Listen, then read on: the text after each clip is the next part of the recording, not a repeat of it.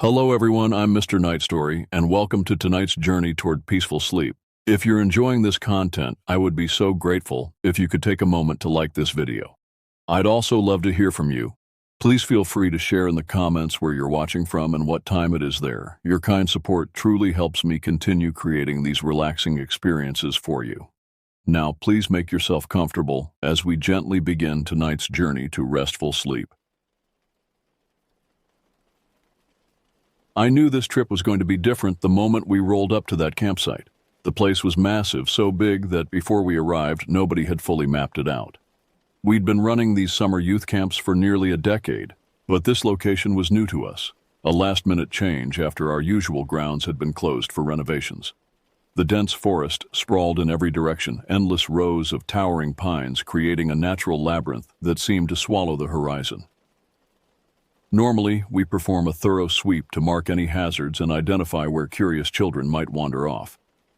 This time, the sheer scale made that impossible, and it immediately put me on edge. "Jack," I called to my co-leader, who was already unloading supplies from our van. "Have you seen how far these woods extend? I'm not sure our usual boundaries are going to work here." Jack shrugged, seemingly unconcerned. "We'll make it work, Sam. The kids will be fine as long as we establish clear rules." The kids, of course, found it all thrilling. 28 children between ages 8 and 10 buzzing with that bright-eyed energy that only comes from fresh air and the promise of running around semi-unsupervised. They poured from the vehicles, immediately scattering like marbles on concrete, pointing at birds and interesting trees, asking a million questions about what animals lived here and if we'd see bears. "Everyone gather around!" I shouted over the excited chatter. "Before we do anything else, we need to set some ground rules." As they reluctantly formed a loose circle around me, I noticed one boy standing slightly apart, staring intently at something beyond the clearing. I followed his gaze but saw nothing unusual, just more trees, more shadows. "This place is enormous," I explained to their upturned faces. "So rule number 1 is nobody, and I mean nobody, goes into the woods alone. Always take a buddy and always tell an adult where you're going. Rule number 2, these whistles aren't toys." I held up the emergency whistle hanging around my neck. 3 short blasts means come back to camp immediately, understood? A chorus of bored agreement followed, the children already fidgeting, eager to explore. We pitched our tents in a clearing that looked reasonably safe, at least by daylight. The biggest worry I had at the time was a random root or hole someone might trip over. Still, something gnawed at me. I'd catch glimpses of movement at the edge of my vision, shadows dancing just beyond the tree line. Once or twice I turned too quickly, expecting to see an animal darting away. But nothing. As the day progressed, the feeling intensified. While helping a group of kids set up their tent, I noticed a strange arrangement of sticks about 50 yards into the forest, too deliberate to be natural, forming what looked like a crude arrow pointing deeper into the woods. When I approached to investigate, the formation seemed less distinct, possibly just fallen branches that my anxious mind had organized into a pattern. I told myself I was just tired, or maybe feeling jumpy about the unknown. The last few months had been rough. My divorce had finalized just weeks earlier, and I'd thrown myself into camp preparations as a distraction. Perhaps the stress was finally catching up with me. By late afternoon, everything was set up. Tents erected in a rough circle around our central campfire area, supplies organized, and the kids settled into their temporary homes. I sat on a log, watching them play tag across the clearing, their laughter echoing against the trees. It should have been a peaceful moment. Instead, the unease lingered, intensifying as the sun began its descent. The forest seemed to darken prematurely, shadows stretching toward our camp like grasping fingers. I found myself repeatedly counting the children, making sure none had wandered off. 28. They were all accounted for. So why did I keep feeling like we were being watched? That evening, we gathered the kids to explain our big tradition, the night game. Typical camp scare fest. Each adult leader dons some haphazard monster costume, positions themselves along a designated path, and leaps out at unsuspecting 8 to 10-year-olds. The kind of thing that always gets them shrieking, then giggling like crazy. "We'll split you into groups of 4, I explained, trying to muster enthusiasm despite my lingering unease. Each group gets one flashlight. You follow the marked trail, and I mean stay exactly on that trail, looking for 5 hidden tokens. The first team to collect all 5 and make it back wins extra dessert tomorrow.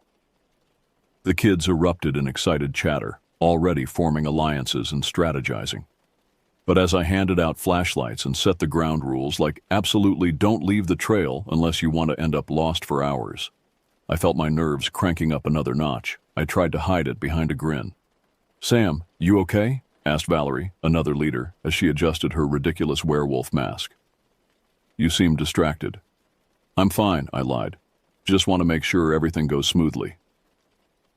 The setting sun had transformed the forest into a wall of darkness, broken only by our campfire and the beams of our flashlights. As the other leaders prepared their costumes and hiding spots, I took a final walk around the perimeter of our campground, checking the trail markers, strips of reflective tape we'd attached to trees at regular intervals. When I reached the furthest point from camp where the trail curved back toward the clearing, I paused. In the distance, barely visible, was a pinprick of light. A flashlight? It couldn't be one of ours. All the other leaders were still at camp and the game hadn't started yet. I stared, trying to determine its source, but the light vanished as suddenly as it had appeared. Maybe another camper? The ranger had mentioned there might be other groups in the area, though he'd said the nearest campsite was miles away. By the time I returned, the game was about to begin. I quickly donned my costume, a shabby ghost outfit made from an old sheet with eye holes cut out, and took my position along the trail. I chose this open patch of forest to do my part. It was ideal for breaking into a sprint whenever I spotted a group approaching, barely any underbrush or brambles to trip over. But with no bushes or rocks to hide behind, I had to switch off my flashlight or risk blowing my cover. The darkness there felt thicker somehow, almost suffocating. I found a spot behind a large oak tree and waited, listening to the distant sounds of children's excited voices as the first group set out. Time passed slowly. I heard occasional screams and laughter from elsewhere on the trail as my colleagues performed their roles. Several times I swore I saw a figure my size slip between the trees nearby. Each time I flicked on my light, expecting to catch one of the other leaders pulling a fast one on me. Not once did I see a single soul.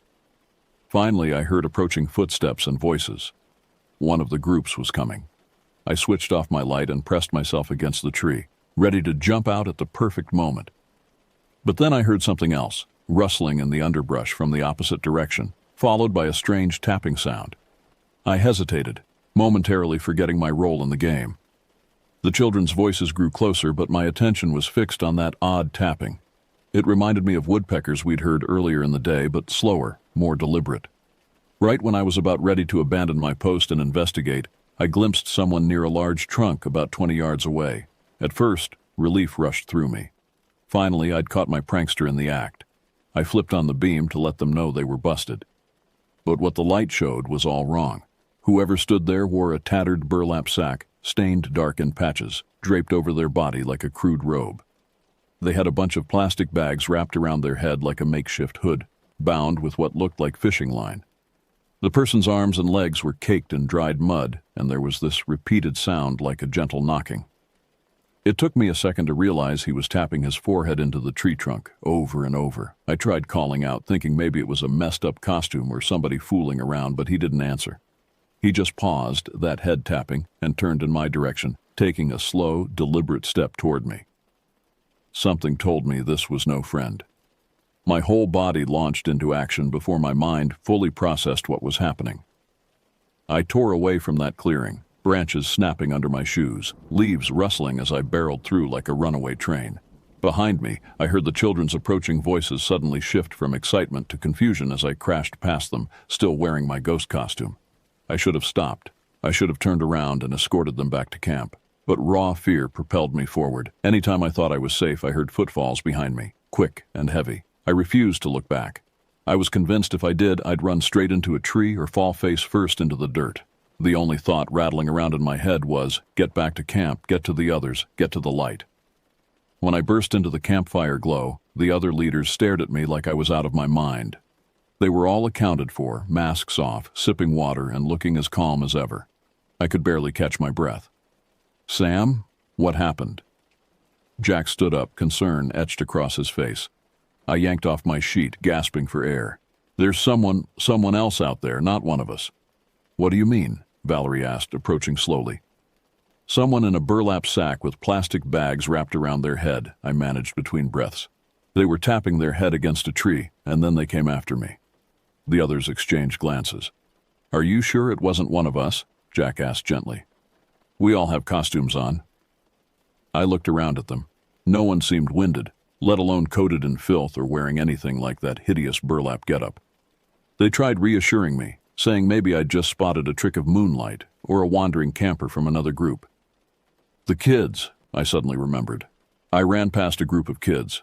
We need to make sure they're okay. Jack nodded, immediately taking charge.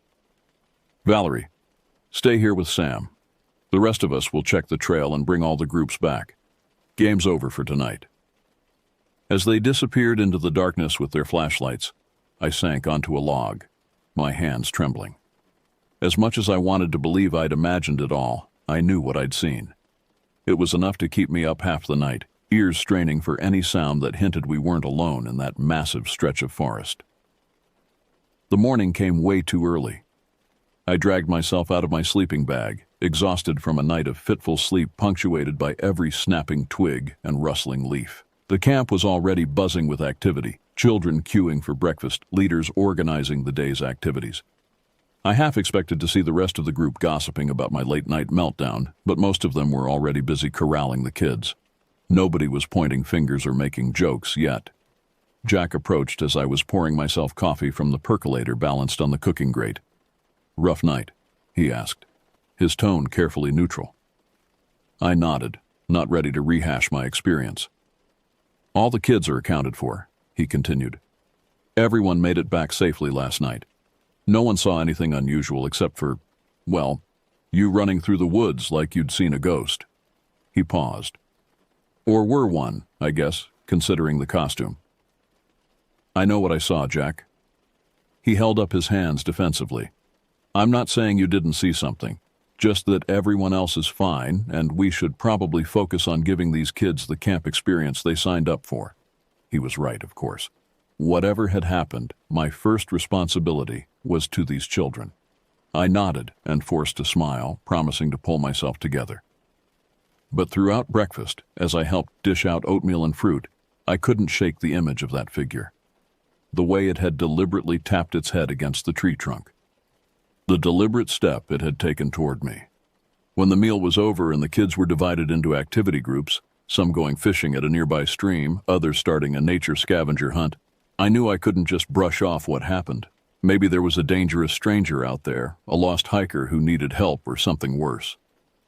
I cornered Valerie, a friend who'd known me long enough to trust I wasn't making up tall tales. I laid it all out again. The ragged burlap, the plastic around the head, the frantic chase through the trees. Her eyes got bigger with every detail, and I could see a flicker of worry replace her usual calm. Do you think we should call it in? She asked quietly. Call what in? That I saw someone weird in the woods? They'd laugh us off. Not if we find evidence, she suggested. If there's really someone out there, they might have left traces. We decided to sneak off after the kids were occupied with arts and crafts. No sense in alerting them or risking a full-blown panic. Jack agreed to cover for us, though I could tell he thought we were overreacting. Walking back into the woods felt like stepping into a different world. In daylight, the place looked calmer, sunlight filtering through the canopy, birds chirping overhead, occasional squirrels darting across our path. But I still couldn't shake the tension winding itself around my nerves. Every snapped twig made me jerk my head around. Every brush of a branch against my sleeve had me bracing to run again. Valerie tried to keep conversation light, talking about mundane stuff just to fill the silence. But my focus was on finding that clearing, the exact spot where I'd seen him. I think it was around here, I said as we approached a familiar-looking oak. I was hiding behind this tree, waiting for the kids. We scanned the area, looking for any sign of disturbance. Unusual footprints, broken branches, discarded items. Nothing seemed immediately out of place. And you said the figure was by another tree? Valerie prompted. I nodded, turning slowly to orient myself. Over there, I think, by that larger trunk. When we finally found the tree, I recognized it by a jagged chunk of bark near the base, a detail I'd noticed only because I'd briefly shown my flashlight there the night before. There weren't obvious footprints or signs of a struggle, which was odd considering all the thrashing around I'd done during my escape. For a second, I worried I'd dragged my friend out here for nothing, letting my own nerves spin a wild story. But then we spotted it, and my stomach lurched. A rabbit nailed to the trunk, about 4 feet up. It had been skinned, its pink flesh exposed to the elements, and now rotting in the heat. The stench was indescribable, some foul mix of decay and dried blood. My friend recoiled, swearing softly under her breath. I felt like my insides twisted into a knot. Anyone who'd do something like that wasn't just a prankster with a sick sense of humor. They were disturbed in a way that made my skin crawl. "We need to call someone," Valerie whispered, backing away from the gruesome display. I couldn't agree more. Anyone who'd do this to an animal could easily pose a danger to the children in our care. We hurried back to camp, both of us repeatedly glancing over our shoulders. The forest that had seemed so peaceful moments ago now felt hostile, as if hiding secrets in every shadow. We called the police using the camp's ancient radio phone, which crackled so badly I had to repeat myself 3 times. The dispatcher seemed unimpressed by our report, but promised to send someone to check it out. An hour later, 2 officers rolled up in a mud-splattered patrol car, neither looking thrilled about trudging into the woods. One was older, heavyset with a salt and pepper mustache, the other younger and rail-thin with a perpetually bored expression. "So, you folks found something concerning in the woods?" the older officer asked after brief introductions. We led them to the tree with the rabbit. The carcass was still there, flies now buzzing around it in a frenzy. The officers examined it with flashlights, the younger one taking photos with a digital camera. They spoke quietly to each other, then turned back to us. "Any idea who might have done this?" the older officer asked. I shook my head. But last night, during our camp activity, I saw someone strange in these woods. They were wearing some kind of burlap covering and had plastic bags wrapped around their head. When I approached, they came after me. The officers exchanged a glance I couldn't quite interpret. "Could have been teenagers from the town," the younger one suggested with a shrug. "They sometimes come out here, drink, do stupid stuff." "This is more than stupid," Valerie protested. "It's disturbing, and we have nearly 30 children in our care."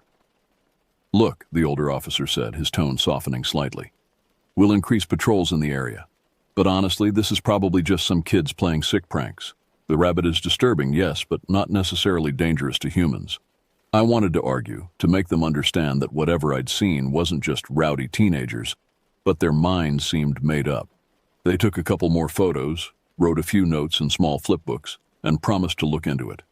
As they walked away, the younger officer turned back. "You might want to consider moving your camp elsewhere if you're concerned. These woods are pretty isolated." That wasn't an option, and they knew it. We'd already paid for the permits, and finding a new location on such short notice would be impossible. For the rest of the day, I couldn't focus on anything else. I helped the kids make nature collages and watched them run relay races, always keeping an ear out for odd sounds beyond the tree line. Every rustle of branches had me on edge, imagining burlap and plastic lurking just out of sight. The other leaders noticed my jumpiness but didn't press. Maybe they sensed how seriously rattled I was. No more sightings came. No screeching from a stranger in the woods. No footprints leading into our camp. Part of me felt relief. But another part grew more uneasy, wondering where that person went and if they'd resurface when we least expected it. The second night passed without incident, though I barely slept. Every noise from the forest jolted me awake.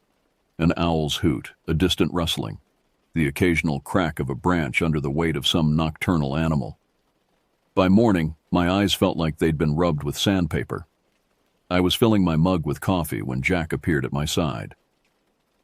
"We've got a problem," he said quietly, steering me away from the children gathered around the breakfast table. "Maddie's missing." My heart sank. Maddie was one of the youngest campers, a quiet 9-year-old with glasses too big for her face and a habit of collecting interesting rocks. "What do you mean, missing?" I hissed, immediately scanning the campsite as if she might materialize among the morning chaos. Her tent mates say she was there when they fell asleep, but her sleeping bag was empty this morning. We've checked all the tents, the washrooms, everywhere. A cold sensation spread through my chest. Have you called it in yet? He shook his head. Wanted to do one more thorough search first. Maybe she just wandered off to explore. After everything that's happened. I couldn't keep the edge from my voice. Jack gave me a warning look. Let's not panic the others. You take the east side of camp, I'll go west. Valerie's checking the path to the stream. Meet back here in 20. We split up, calling Maddie's name at regular intervals, trying to sound casual rather than frantic. I searched through the underbrush behind every tent, even in the storage containers where a small child might hide. Nothing.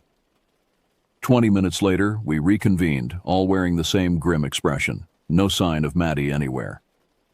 We need to call the police, Valerie insisted. And park rangers. The forest is too big for just us to search. Jack nodded, his earlier skepticism gone. I'll make the call. Sam, you should take the kids through their morning activities. Try to keep things normal. Normal? I couldn't believe what I was hearing. A child is missing, possibly taken by whoever I saw in the woods, and you want me to act like everything's fine? We don't know she was taken, Jack countered. And yes, I want you to keep the other children calm while we handle this. The last thing we need is 27 panicked kids running through the forest looking for her. He was right, but it felt wrong to proceed with camp activities as if nothing had happened.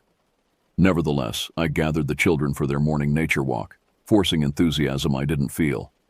As we followed a gentle trail that looped around the campsite, I kept counting heads, terrified another child might vanish. They seemed oblivious to the tension, pointing out interesting plants and insects, occasionally straying from the path, despite my repeated warnings to stay close. Has anyone seen Maddie this morning? I asked casually as we paused to examine a particularly spectacular spiderweb. A few kids shook their heads, others hadn't even noticed her absence. She took her flashlight last night, one girl volunteered. I saw her from my sleeping bag. She was looking at something in her book. What time was this? I asked, trying to keep my tone light. The girl shrugged. Late. Everyone else was asleep. So Maddie had been awake after the others dozed off. Had she left the tent voluntarily? Gone to use the bathroom perhaps and gotten lost? Or had something or someone lured her away? By the time we returned to camp, police and forest rangers had arrived.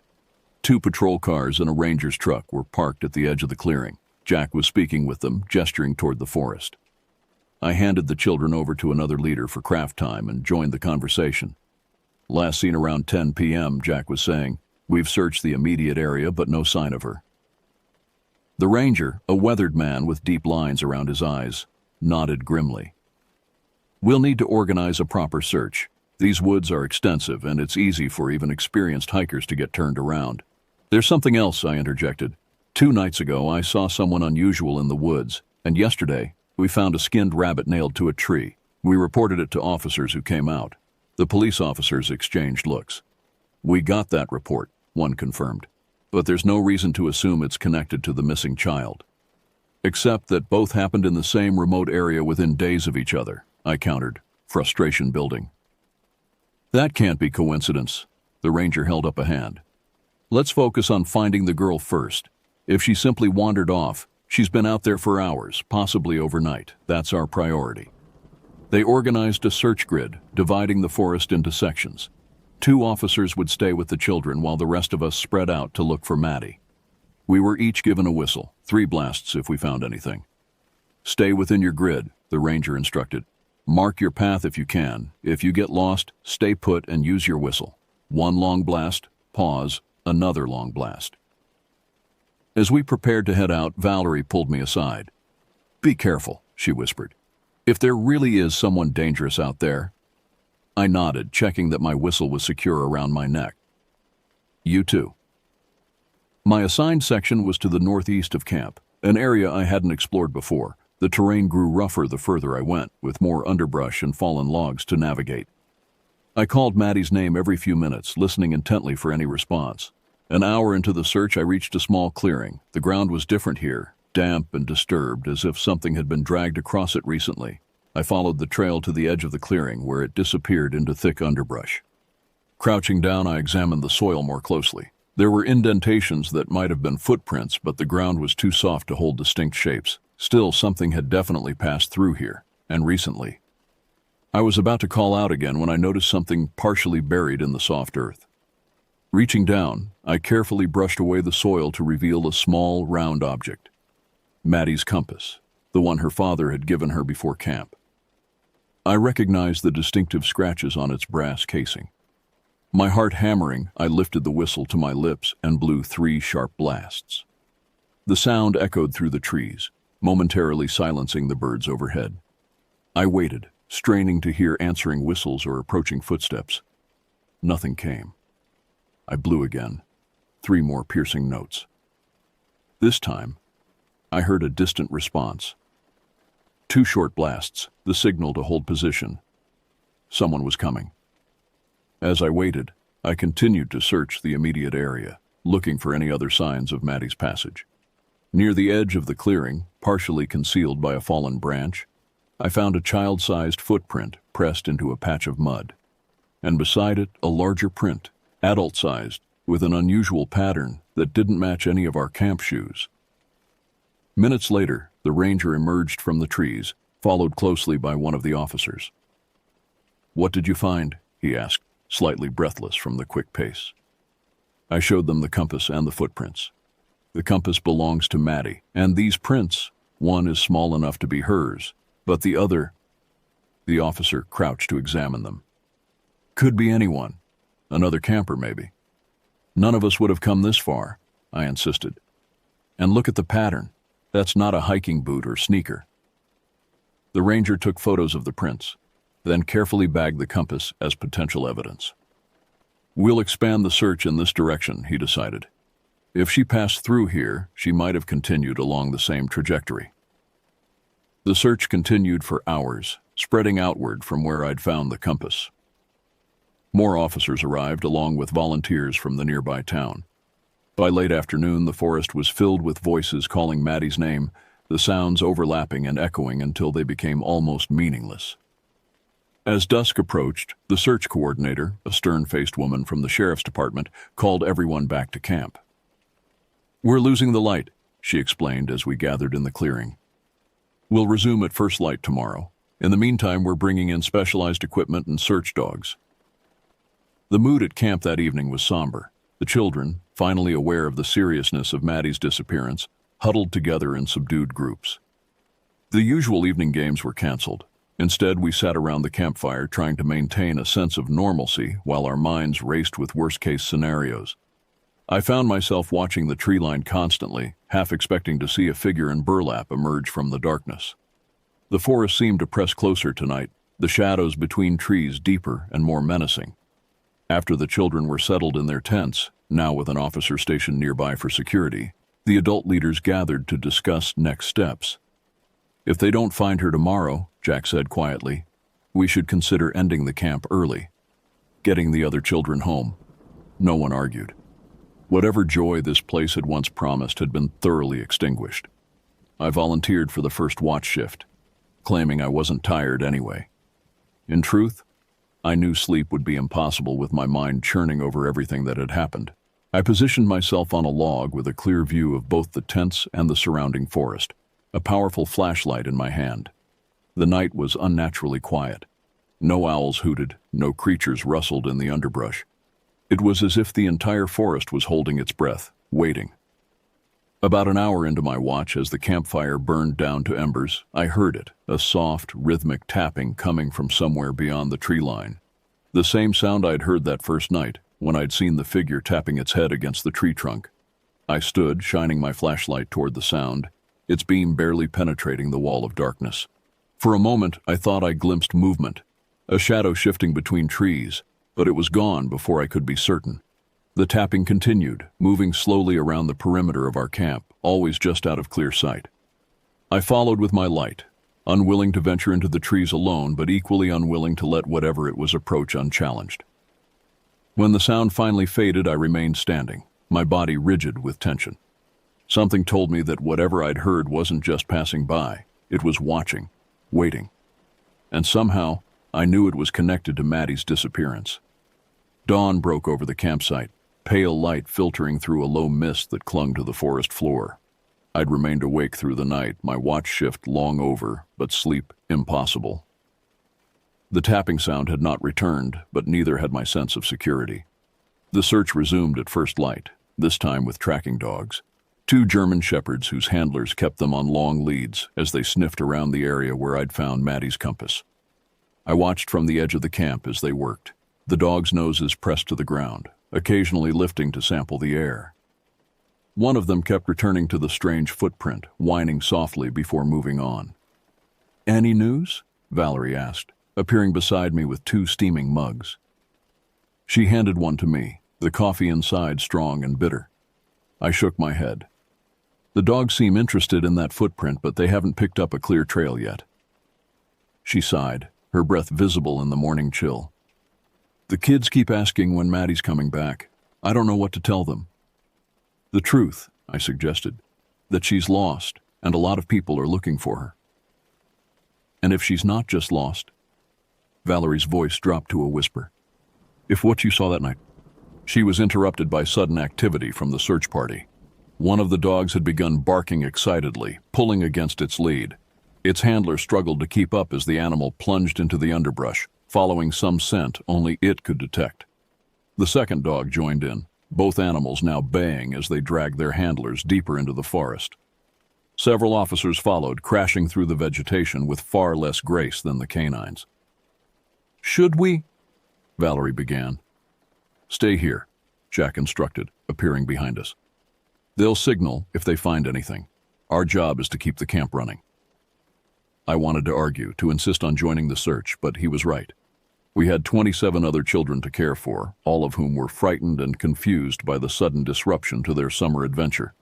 The morning crawled by with agonizing slowness. We went through the motions of camp activities. Nature walks close to camp, art projects, storytelling. But our attention was constantly divided, our ears straining for the sound of whistles or barking dogs. Around midday, a commotion at the edge of camp drew our attention.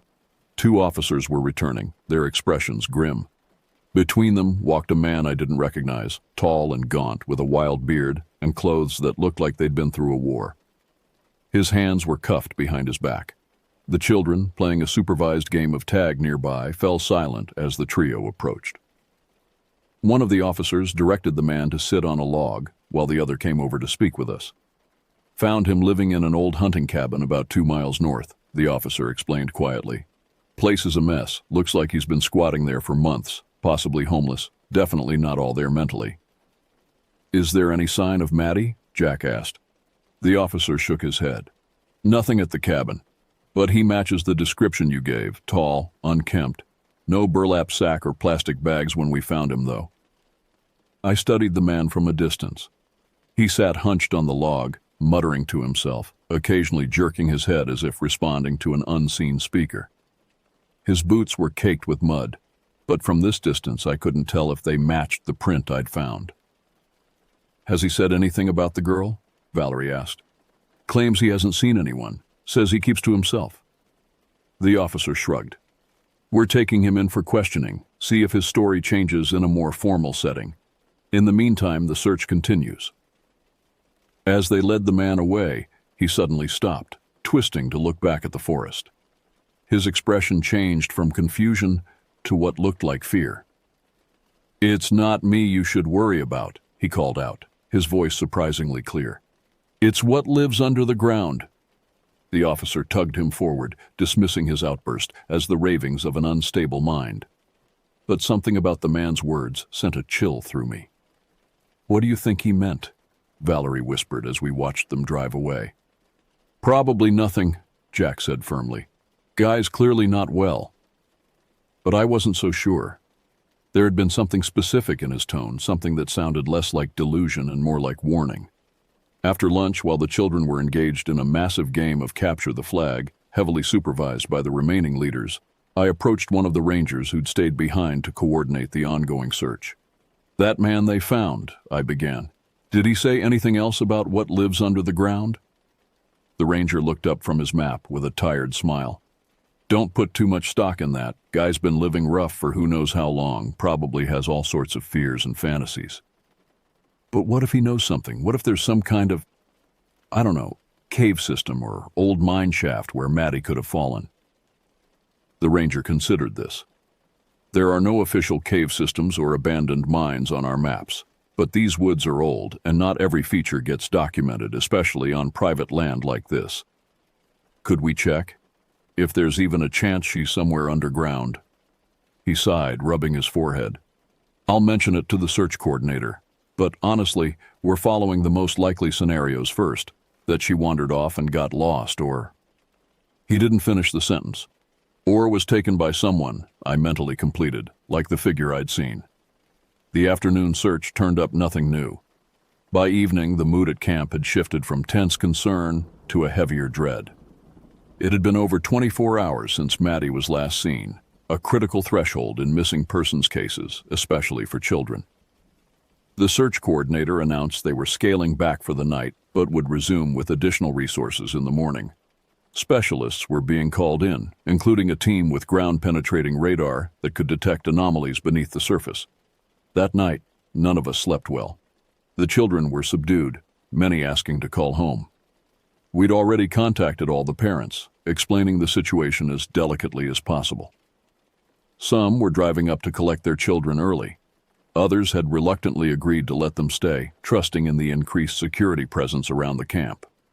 I took the midnight watch again, positioning myself on the same log as the previous night. The forest was quieter tonight, no mysterious tapping, no shadowy movements. Somehow, this absence of activity was more unsettling than any overt threat. Around 2 a.m., as I was fighting to keep my eyes open, Valerie joined me. She sat wordlessly beside me, wrapping a blanket around her shoulders against the night chill. "Can't sleep?" I asked eventually. She shook her head. "Keep thinking about what that man said, about something under the ground." "Me too." We sat in silence for a while, watching the darkness beyond the dying campfire.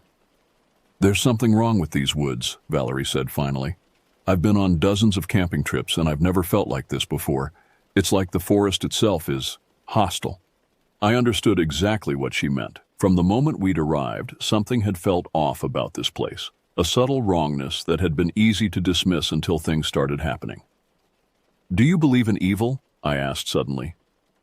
"Not just bad people doing bad things, but places that are somehow tainted?" Valerie considered this. "I don't know. But I think some places carry the weight of what's happened there, like emotional residue." "What do you think happened here?" She shrugged. "No idea. But whatever it was, I don't think that homeless guy is responsible for Maddie's disappearance. Did you see his face when he looked back at the forest? He was terrified."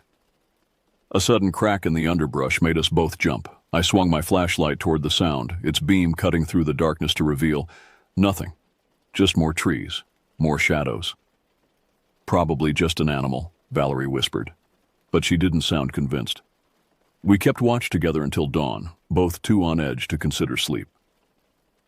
As the forest gradually lightened around us, revealing the familiar shapes of tents and equipment, some of the night's oppressive fear receded. The third day of searching brought the promised specialists, a team with ground-penetrating radar mounted on what looked like a heavy-duty lawnmower, and additional officers with cadaver dogs. The latter made my stomach turn. They were preparing for the worst. While the children packed their belongings, most parents had now decided to collect them early. I approached the radar team as they calibrated their equipment. "What exactly are you looking for?" I asked the technician, a young woman with a clipboard and a serious expression. "Anomalies in the soil density," she explained. "Disturbed earth, hollow spaces, that sort of thing. If there are caves or tunnels down there, we'll find them." "And other things?"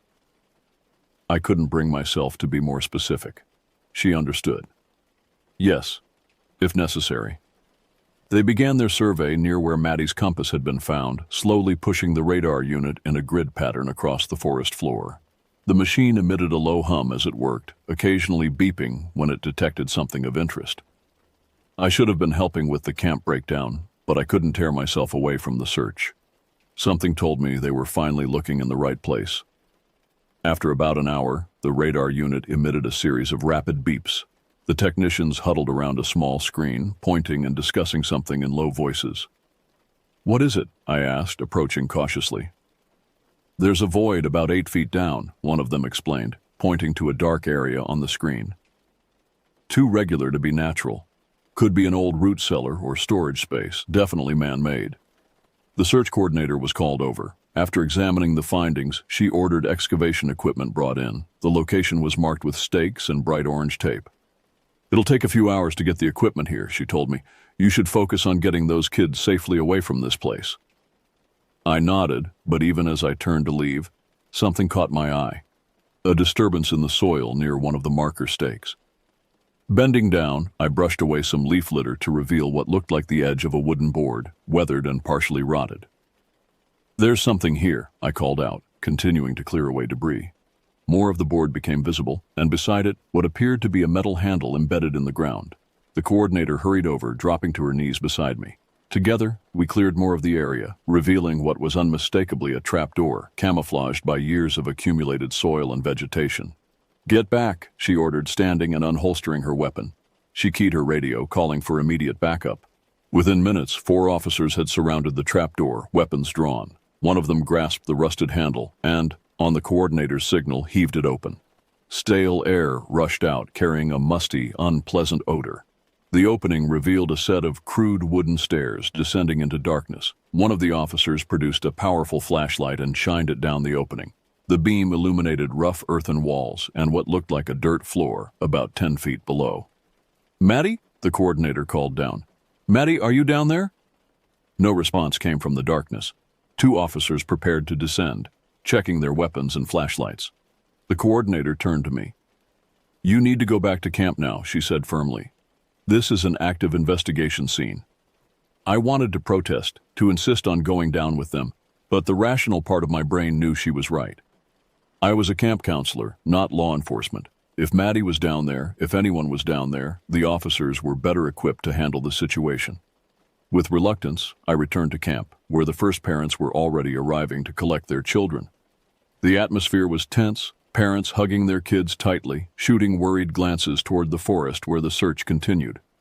I helped load bags into cars, answered questions as best I could, and tried to maintain a calm demeanor despite the knot of anxiety in my stomach. What was happening at the trapdoor? Had they found Maddie, or something worse?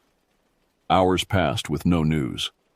By mid-afternoon, most of the children had gone, collected by worried parents who'd promised to keep them far away from unfamiliar forests in the future.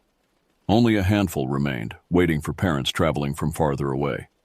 Jack approached as I was helping the last group pack up their craft projects.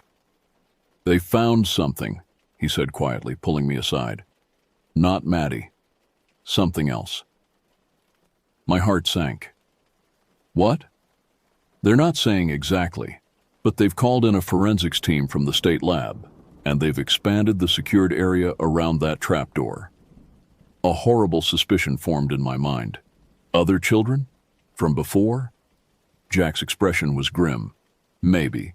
The coordinator wouldn't give details, but she said we should prepare for the possibility that this campsite has a history we weren't aware of. The implications were too awful to contemplate. How many children had played in these woods over the years? How many might have vanished, perhaps written off as tragic accidents or runaways? And most pressingly, was Maddie now among them? By nightfall, the camp had emptied of children. Only the adult leaders remained, along with a contingent of officers and search personnel who had established a command center in the main clearing. Floodlights powered by portable generators illuminated the area, pushing back the darkness that seemed to press in from all sides. I sat with Jack and Valerie at a picnic table, picking at cold sandwiches none of us had the appetite to eat. The mood was somber, conversation sparse. We'd been asked to stay on site to assist with the investigation if needed, though what help we could offer now was unclear. A vehicle approached, headlights sweeping through the trees before coming to a stop at the edge of the clearing. 2 people emerged, a man and a woman in plain clothes carrying briefcases. They conferred briefly with the search coordinator before disappearing into the command tent. "Who are they?" Valerie wondered aloud. "Detectives, maybe," Jack suggested. "Or FBI. This might be bigger than local jurisdiction now." The thought sent a chill through me. What had they found down that hole that warranted such attention? We didn't have to wait long for partial answers. About 20 minutes later, the search coordinator emerged from the tent and approached our table. "We need to talk," she said, her expression grave. "What I'm about to tell you is part of an ongoing investigation. It doesn't leave this campsite, understood?" We nodded, bracing ourselves for the worst. "We found evidence of previous occupancy in the underground structure. It appears to be a man-made bunker or shelter, expanded from a natural cave formation. Based on various artifacts recovered, it's been in use periodically for at least 3 decades. "What kind of artifacts?" Jack asked. The coordinator hesitated. "Personal effects, clothing, items that suggest it was used to hold people against their will." The words landed like physical blows. I thought of the strange figure I'd seen, the skinned rabbit, the tapping sound in the night. "And Maddie?" Valerie's voice was barely audible. "No sign of her yet, but the structure is extensive, a network of tunnels and chambers. The search is ongoing." "What about the man you found yesterday?" I asked. "The one living in the cabin?" Being questioned.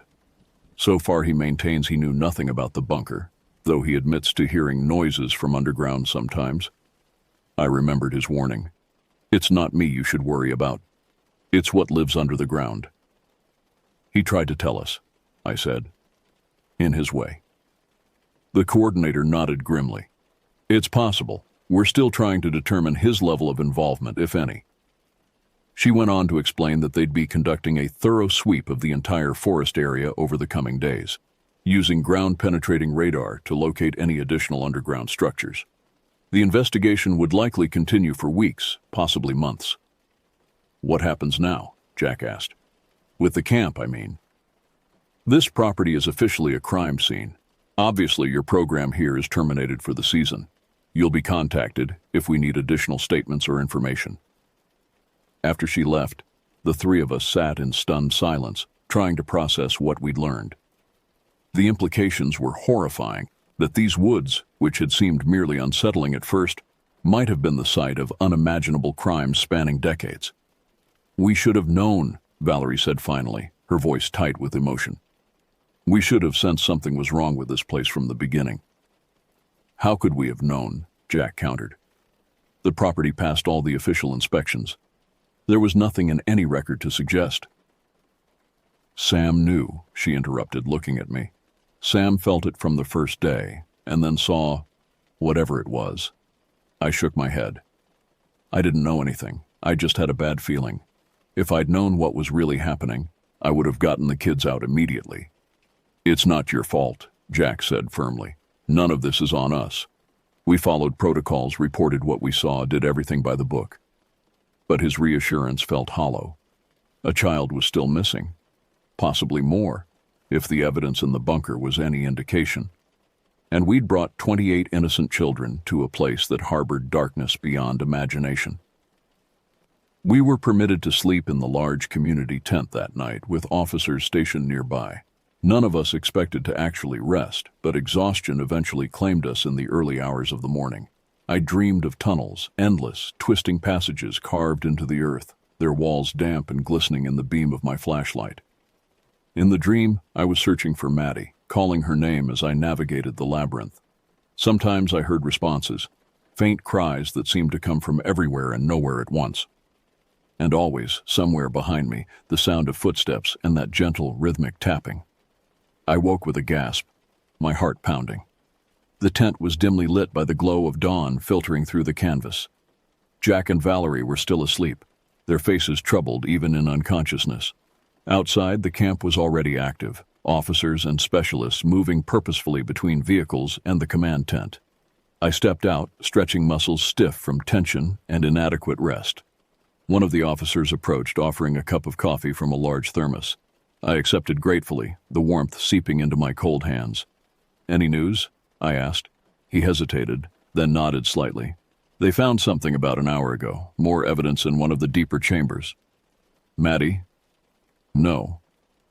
He glanced around, then lowered his voice. "Personal items, a backpack, shoes, not recent. They're working on identification." My stomach turned. "How many?" "Can't say for sure yet, but multiple." Before I could ask more questions, a commotion erupted near the forest edge. Several officers were rushing toward the bunker entrance, radios crackling with urgent communications. The officer beside me stiffened, listening to his own radio. His expression shifted from professional neutrality to something like hope. "They've found her," he said, turning to me. "Alive." The next hours passed in a blur. Maddie was brought up from the bunker on a stretcher, conscious but clearly traumatized. She was immediately transferred to an ambulance and rushed to the nearest hospital, her parents already en route to meet her there. From fragments of conversation I overheard, I gathered that she'd been found in a previously undetected chamber, accessible only through a narrow passage that adults had difficulty navigating. She was dehydrated and disoriented, but physically unharmed. How she'd ended up there, whether she'd wandered in accidentally or been taken, remained unclear. The girl was too shaken to provide a coherent account, and the medical team had sedated her for the journey to the hospital. In the aftermath of Maddie's rescue, the investigation intensified. More specialists arrived, the forest now crawling with law enforcement and forensic teams. Jack, Valerie, and I were interviewed separately, each of us providing detailed statements about everything we'd witnessed. When my interview concluded, the detective, one of the plainclothes individuals who'd arrived the previous night, hesitated before closing her notebook. "This figure you saw in the woods," she said. "You're certain it was a person, not an animal or a trick of light?" "Absolutely certain," I replied. "They were wearing a burlap covering and had plastic bags around their head.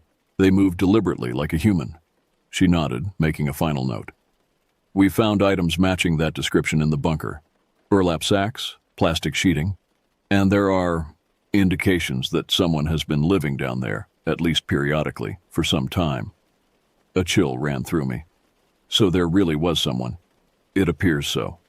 Whether it's the same individual as the man we found in the cabin is still being determined. But based on the evidence, we believe there may be multiple parties involved. A group? The idea was somehow more disturbing than a lone individual. Possibly. She closed her notebook definitively. "That's all I can share at this time. You and your colleagues are free to leave once you've gathered your personal belongings. We have your contact information if we need to reach you." As we packed up our camp, a surreal task given the circumstances, I found myself repeatedly looking toward the forest, half expecting to glimpse a figure watching from between the trees. But the woods were crawling with law enforcement now. Whatever presence had stalked these grounds was either gone or in hiding. Before we left, the search coordinator approached us one last time. "I wanted to thank you," she said. "If you hadn't reported what you saw that night, if you hadn't insisted on investigating further, we might never have found Maddie, or the others." "The others?" Valerie asked, her voice catching. The coordinator's expression darkened. "We're still piecing it together, but it appears this location has been used for criminal activities for decades. There are cold cases from as far back as the early 80s that may be connected." "My God," Jack murmured. "Your observation skills and persistence made a difference," she continued. "Maddie is alive because of that. And now we have a chance to bring closure to other families who've been waiting far too long." It was cold comfort. As we drove away from that forest, the weight of what had happened, what might have happened, settled over us like a shroud. None of us spoke for miles, each lost in our own thoughts, processing the horror we'd encountered. I kept replaying everything in my mind, the initial unease upon arriving at the campsite, the strange figure in the night, the skinned rabbit, the underground bunker. All pieces of a nightmare that had been unfolding in those woods for years before we ever set foot there. And somewhere in the back of my mind, a persistent question lurked. Was it really over? Or was whatever dwelled in those woods merely hiding, waiting for the investigation to conclude, the attention to fade, before emerging once more to continue its terrible work? 3 months passed. Summer faded into autumn, the world around me transforming in a riot of reds and golds that I barely noticed. I went through the motions of daily life, returning to my job as a high school science teacher, attending faculty meetings, grading papers, but my mind frequently drifted back to those woods and what we'd discovered there. The investigation had made national news, though details were carefully controlled. "Underground bunker found in state forest," read the headlines, followed by "multiple cold cases linked to forest hideout," and decades of disappearances may be solved. Reporters camped outside my apartment for a week until I agreed to a brief statement, careful to stick to the facts as I knew them and avoid speculation. Maddie had recovered physically, her parents told us in a tearful phone call. Emotionally, the journey would be longer. She spoke little about what had happened during her time in the bunker, her memories fragmented by trauma and the darkness of the place. She remembered following a light she'd seen from her tent, thinking it was another camper with a flashlight, and then becoming lost. The rest was a blur of darkness, fear, and distant tapping sounds. Jack had thrown himself into reorganizing the camp program, already securing a new location for the following summer, a thoroughly vetted site with open grounds and minimal forest cover. He called weekly with updates, his voice forcefully cheerful, as if through sheer will he could erase the shadow that had fallen over our shared experience. Valerie had taken a different approach, requesting a leave of absence from her teaching position to focus on her mental health. We spoke occasionally, her voice subdued as she described her therapy sessions and the slow process of coming to terms with what had happened.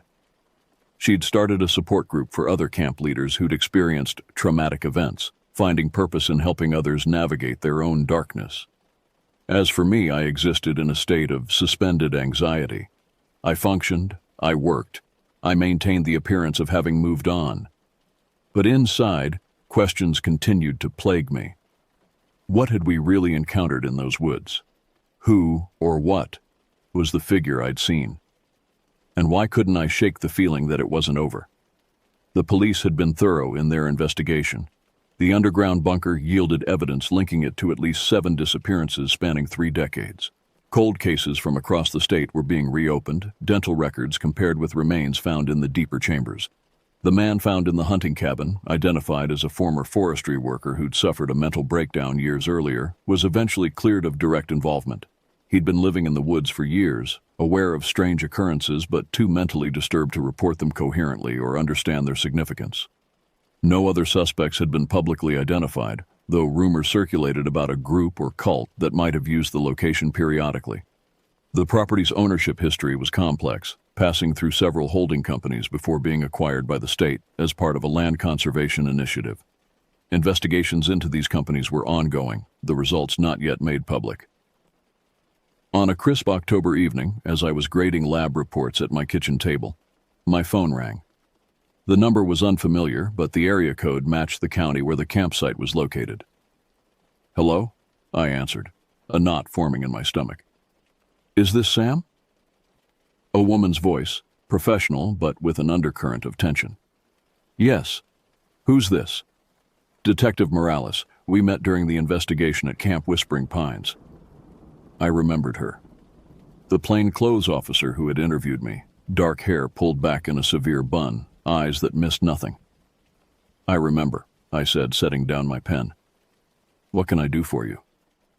"I'm calling because we've had a development in the case, something I thought you should know about, given your involvement." The knot in my stomach tightened. "What kind of development?" "We've identified a suspect, someone connected to multiple disappearances over the years, including the incident with Maddie." "That's good news, right?" I said cautiously, sensing there was more. "It would be, except we can't locate them. And there's reason to believe they might attempt to contact witnesses from the most recent incident." The implication was clear. "You think they might come after me, or the other camp leaders?" "We have no specific threat, but as a precaution, we're notifying all witnesses. We've already spoken with Jack and Valerie." I glanced at my apartment door, suddenly aware of how flimsy the lock looked. "Do you have a name, a description?" "I can't share those details during an active manhunt. But you've already seen this individual, Sam. The figure you described in the woods, we believe that was them." A cold wave washed over me. "The person in the burlap? With the plastic around their head?" "Yes. Based on evidence recovered from the bunker and subsequent investigation, we believe this individual has been active in the area for many years, possibly as part of a larger network." "A network?" I echoed. "You mean there are more of them?" "We're still determining the full scope, but yes, it appears this wasn't an isolated perpetrator." The room seemed to shrink around me, the shadows in the corners suddenly deeper, more threatening. What should I do? "Be vigilant. Report any unusual activity immediately. We've increased patrols in your area, and an officer will drive by your residence regularly for the next few weeks. After providing additional security recommendations, checking locks, varying routines, being aware of surroundings, she ended the call with a promise to update me if the situation changed. I sat motionless at my kitchen table, the half-graded lab reports forgotten. The figure from the woods, the one I'd convinced myself was possibly a hallucination born of stress and darkness, was real, and potentially looking for me. Sleep was impossible that night. Every creak of the building, every distant siren or barking dog sent adrenaline coursing through my system. I checked the locks repeatedly, wedged a chair under the doorknob, and kept my phone close at hand, the detective's number on speed dial. Morning brought little relief. I called in sick to work, unable to face the thought of standing in front of a classroom, maintaining normalcy while constantly looking over my shoulder. Instead, I spent the day researching security systems, ordering additional locks and motion sensor lights for my apartment. As evening approached again, a new sound caught my attention, a soft, rhythmic tapping from somewhere outside my window. I froze, listening intently. It was probably nothing, a branch against the building, a neighbor doing repairs, the normal sounds of urban life. But it matched exactly the cadence I remembered from the forest, that deliberate, methodical tapping that had preceded my encounter with the burlap-clad figure. Moving as quietly as possible, I approached the window, staying to the side to avoid being seen from outside. Carefully, I peered around the edge of the curtain. The street below was ordinary, cars parked along the curb, a few pedestrians hurrying against the autumn chill, a stray cat picking its way across the asphalt. No one unusual, no one watching the building. I was about to step back when I noticed it, a figure standing in the shadow of a tree across the street. Tall and still, face obscured by the darkness, but unmistakably watching my building. Heart pounding, I dropped the curtain and fumbled for my phone. With shaking fingers, I dialed Detective Morales' number, pressing myself against the wall beside the window. "There's someone outside," I whispered when she answered, "watching my apartment. I think it's them." "Stay inside, doors locked," she responded instantly. "Officers are on the way. Do not approach the window again." I sank to the floor, phone clutched to my ear, listening to the detective relay instructions to dispatch. Minutes crawled by like hours, my breath shallow and quick in the silence of my apartment. Finally, the wail of approaching sirens broke the tension. Through the curtain, I could see flashing lights reflecting off nearby buildings. I risked another glance outside. The figure was gone, the space beneath the tree empty. But something had been left behind. A small object placed at the base of the trunk, barely visible in the growing darkness. When the officers arrived, I directed them to the tree. One of them approached cautiously, shining a flashlight on the object while his partner maintained a perimeter. I watched from my window as he crouched down, examined the item without touching it, then spoke into his radio. Detective Morales arrived 20 minutes later, by which time the area had been cordoned off and more officers had joined the search. She came up to my apartment personally, her expression grim. "What was it?" I asked as soon as she entered. "What did they leave?" She hesitated, then reached into her pocket and produced a photograph. Not of the object itself, but a crime scene photo showing what had been found. A small, crude doll made of twigs and twine, with a burlap covering and a plastic bag wrapped around what served as its head, and driven through its center, a rusty nail. "It's a message," she said quietly. "A warning, most likely. To me, specifically? To anyone who might expose them. We found similar items at the homes of other witnesses." "Jack and Valerie?" Alarm shot through me. "Are they okay?" "They're fine. We've arranged temporary relocation for them, and we'll do the same for you. Pack a bag with essentials. You can't stay here tonight." As I threw clothes and toiletries into a duffel bag, a terrible clarity settled over me. Whatever we had encountered in those woods, whatever darkness had dwelled there for decades, it wasn't contained to that forest. It could reach beyond, extend its influence, track down those who threatened it. And it had found me. The safe house was a small, nondescript ranch-style home in a quiet suburb 30 miles from my apartment. No personal touches, minimal furniture, windows covered with heavy blinds, clearly a property used exclusively by law enforcement for witness protection. An officer was stationed outside at all times, another occasionally patrolling the perimeter. I'd been there for a week when Detective Morales arrived with news. "We've made an arrest," she announced without preamble, settling onto the couch across from me. "A man connected to the underground bunker and at least 3 of the cold cases." Relief flooded through me. "The figure I saw? The one who left the doll?" She shook her head. "No. This individual was more administrative. He managed the property through one of the holding companies, created false documentation, helped conceal evidence. He's cooperating now, providing names." "Names? How many people are involved in this?" "More than we initially thought. It appears to be an organized network that's operated in the region for generations. They call themselves the Preservers." "Preservers of what?" Her expression darkened. "According to our informant, they believe they're preserving the old ways. Rituals and practices dating back to early settlers in the area. They see themselves as guardians of some kind of traditional knowledge." "A cult," I said, the word bitter on my tongue. "That's one way to describe it. A particularly secretive and dangerous one." She explained that the organization operated on a cell structure, with most members knowing only a few others. The bunker we'd discovered was one of several sites used for their activities, which ranged from animal sacrifice to far worse. "The individual you encountered in the woods, the one in burlap, holds a special position in their hierarchy. They call this person the Watcher, part enforcer, part priest. They're the one who identifies potential threats and deals with them." I thought of the skinned rabbit nailed to the tree, the crude doll with its rusty nail, messages, warnings. "And this Watcher is still out there?" She nodded grimly. "For now. But we're closing in. Every arrest provides more information, more connections. It's only a matter of time." "And then what? I go back to my life like nothing happened?" "That's the goal. But I won't lie to you. This organization has deep roots. Even if we dismantle this particular cell, there may be others, and they have long memories." The implication was clear. My life might never return to normal. The shadow of those woods would stretch over me indefinitely. After she left, I sat in the sterile living room, turning her words over in my mind. A cult that had operated for generations, an enforcer who marked threats with grotesque warnings, a network that might never be fully uprooted. That night I dreamed again of the forest, but differently. This time, I stood at the edge of the clearing, watching as figures in rough burlap garments moved among the trees, their faces obscured by crude hoods. They gathered around a central point where a trapdoor lay open in the earth. From below came a glow, sickly yellow and pulsing, and the sound of that rhythmic tapping, no longer threatening, but beckoning. I woke drenched in sweat, the dream clinging to me like cobwebs. Something nagged at my consciousness, a detail that felt significant but remained just out of reach. The next morning, I requested all the case files Detective Morales could legally share with me.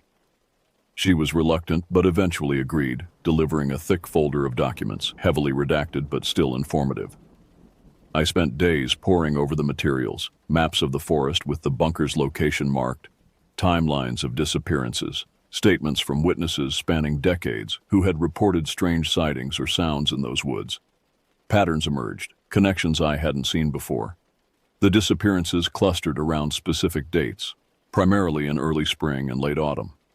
The witnesses who reported unusual activity often described similar details: tapping sounds, figures in rough clothing, animals found mutilated or displayed in unnatural positions. And the land itself had a history longer than I'd realized. Before becoming a state forest, it had been privately owned by a succession of families, all with connections to the original settlers who had established the nearest town in the late 1700s. I was so engrossed in my research that I barely registered the approaching footsteps until a knock came at the door. The officer stationed outside poked his head in. "Detective Morales is here." She entered looking exhausted, dark circles under her eyes suggesting several sleepless nights.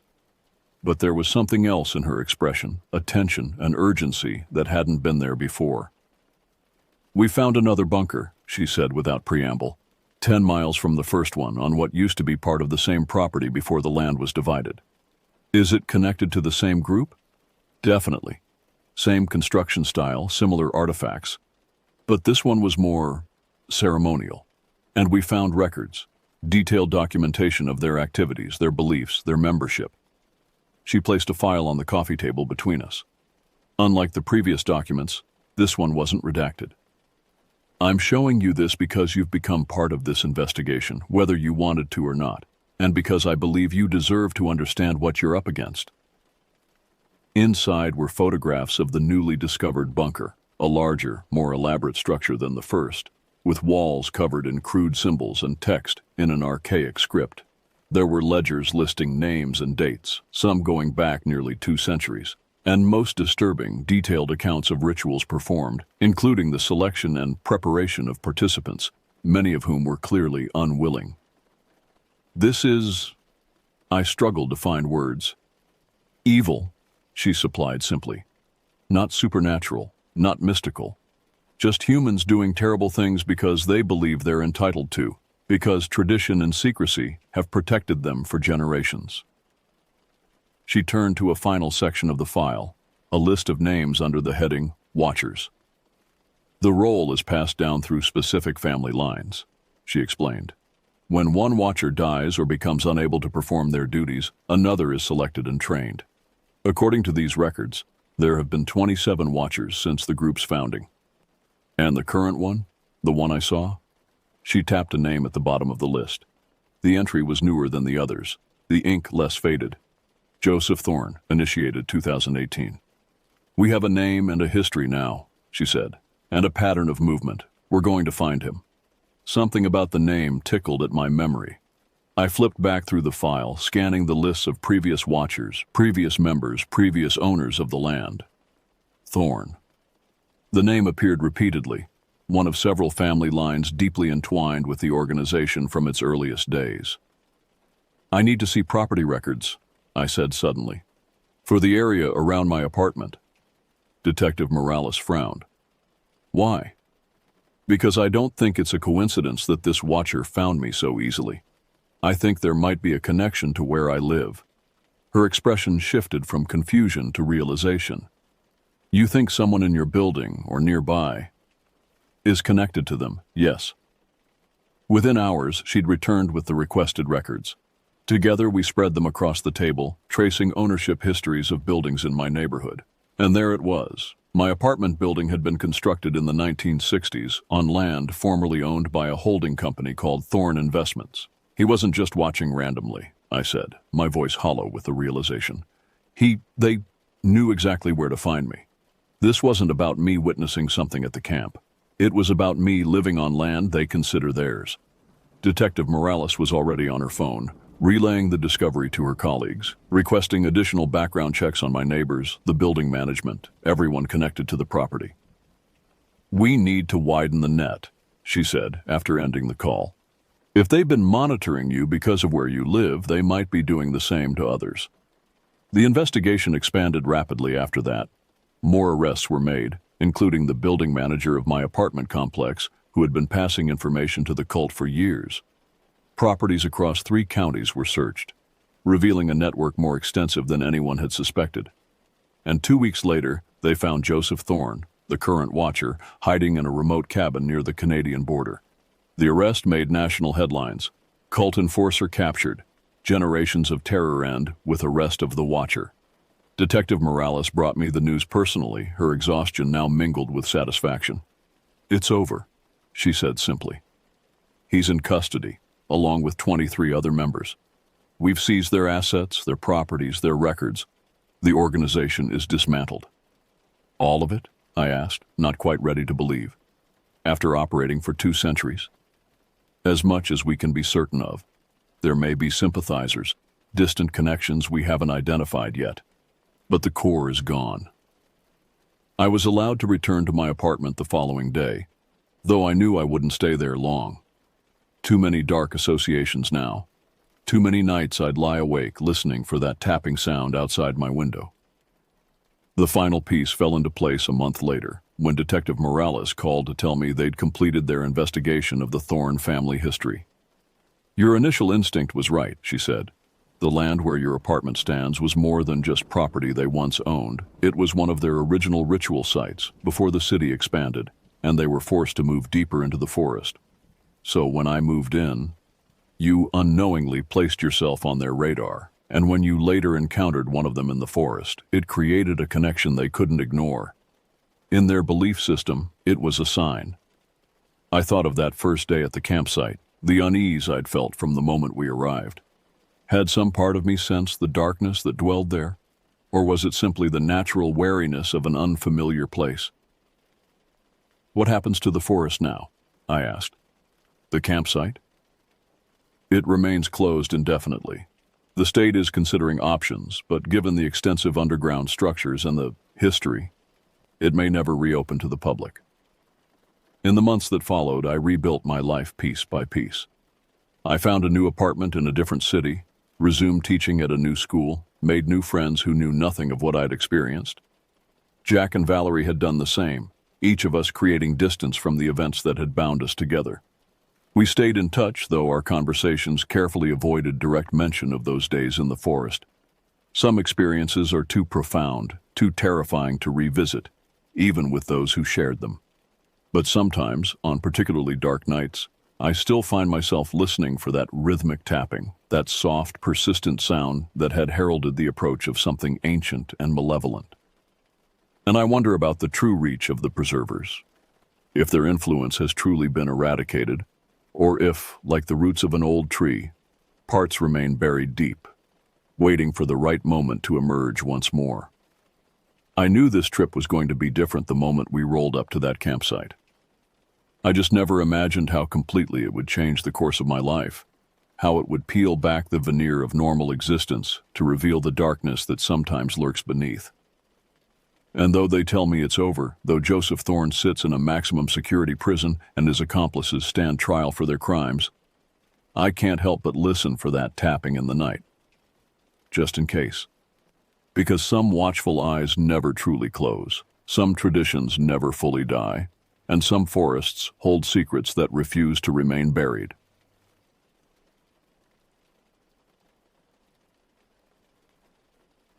The flames danced higher as I fed another log into the fire, casting our faces in flickering orange light.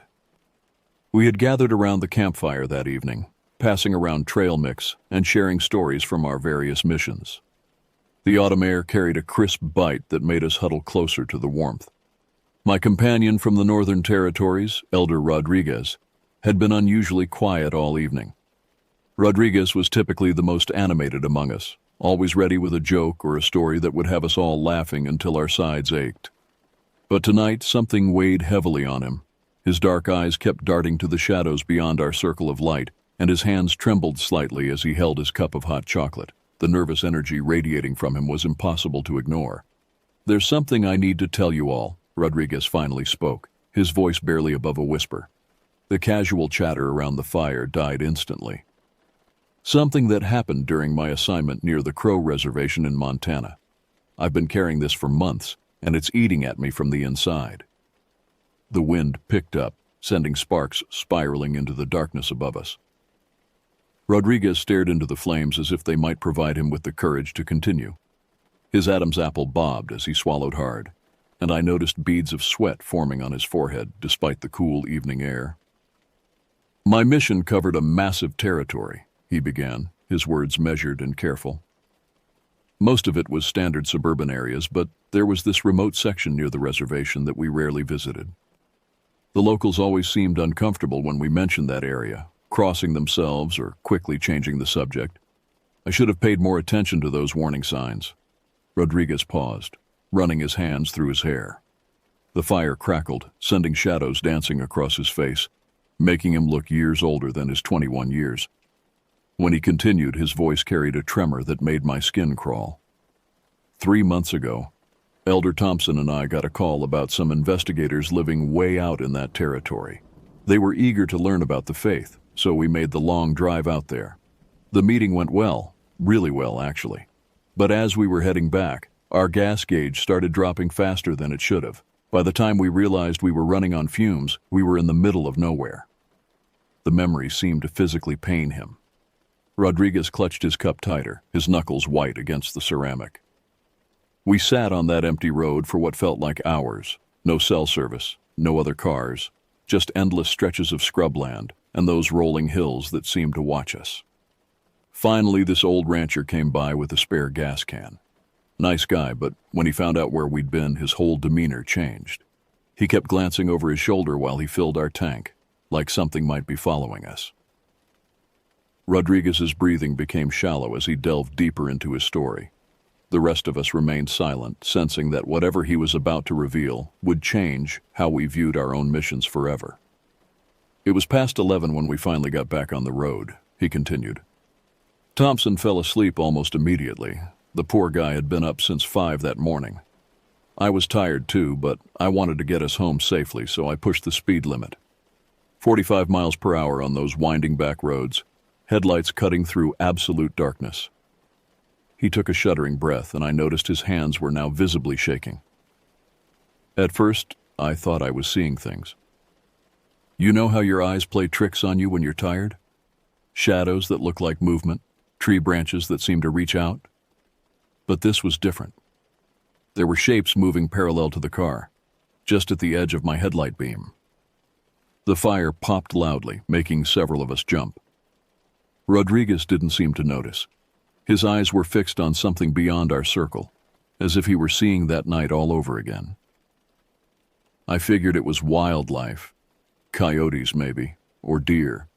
But these shapes were moving too deliberately too, purposefully, and they were keeping pace with the car perfectly, not falling behind, not running ahead, just maintaining this exact distance that kept them barely visible. Rodriguez leaned forward, his voice dropping to almost a whisper. Then one of them moved closer to my window. I looked down, expecting to see an animal. He paused, his face going pale in the firelight. What I saw instead made me slam on the brakes so hard that Thompson went flying forward into the dashboard. The anticipation around the fire was thick enough to cut. None of us dared to speak, afraid we might break whatever spell was allowing Rodriguez to finally share his burden. Thompson woke up screaming, demanding to know what was wrong. All I could manage was to tell him to pray, right then, right there, as hard as he could. I couldn't explain what I'd seen because I wasn't even sure I believed it myself.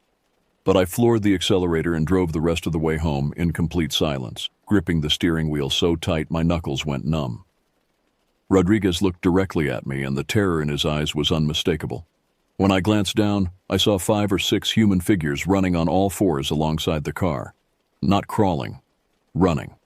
Their limbs moved with this horrible, unnatural coordination, like they'd been doing it their whole lives, and they were keeping pace with us at 40 miles per hour. The silence that followed Rodriguez's revelation seemed to stretch for an eternity. I found myself scanning the darkness beyond our campfire, suddenly aware of how exposed we were out here in the wilderness. The night sounds, crickets, distant owl calls, rustling leaves, now seemed menacing rather than peaceful. That should have been the end of it, Rodriguez continued, his voice gaining strength as if sharing the burden was lifting some weight from his shoulders. I should have requested a transfer, found some excuse to avoid that area. But 3 weeks later, I got reassigned to a small outpost near the reservation. Just my luck. He laughed bitterly, the sound cutting through the night air like broken glass. The housing was this old trailer that the previous missionaries had abandoned. When I saw it, I understood why. It sat alone on this barren plot of land, with one flickering streetlight that barely illuminated the front steps. The nearest neighbor was miles away. Rodriguez described the trailer in detail that made my stomach turn. Rust streaks ran down its aluminum siding like dried blood. The windows were cracked and taped, and the front door hung slightly crooked on its hinges.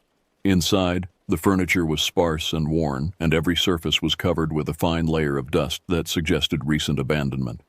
My new companion, Elder Brooks, was fresh from the missionary training center. Eager, faithful, completely unprepared for what we were walking into. I didn't have the heart to tell him about my previous encounter. How could I explain something that sounded completely insane? The first night in the trailer had been deceptively quiet. Rodriguez and Brooks had performed their evening prayers, studied their scriptures, and settled into their narrow beds early. The old heater rattled and hummed, providing a comforting white noise that helped Rodriguez relax for the first time in weeks.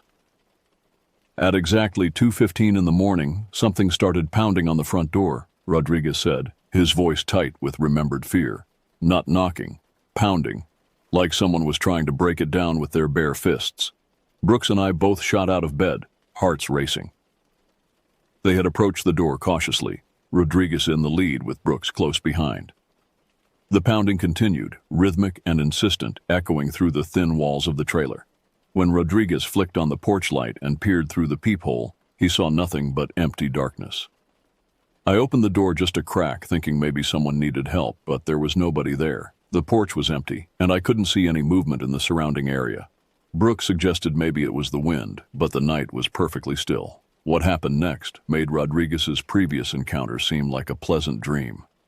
As they stood in the doorway, trying to make sense of the mysterious pounding, the sound suddenly shifted to the back of the trailer, then to the side, then back to the front, as if whatever was out there was deliberately circling their shelter. "It was playing with us," Rodriguez said, his voice breaking slightly, moving around the trailer in this slow, methodical pattern. Brooks was praying under his breath, and I was trying to convince myself it was just some local kids playing pranks. But deep down, I knew it was connected to what I'd seen on the road. They spent the rest of the night huddled in the living room, every light blazing, jumping at every creak and groan of the old trailer. When dawn finally broke, they ventured outside to investigate. What they found in the dirt around the trailer made Rodriguez's blood freeze. "There were footprints everywhere," he said, his eyes wide with remembered horror. "Human footprints, but spaced wrong, like someone had been crawling on their hands and feet, making a complete circle around our shelter. Some of the prints showed long scratches in the dirt, as if whoever made them had fingernails grown out like claws."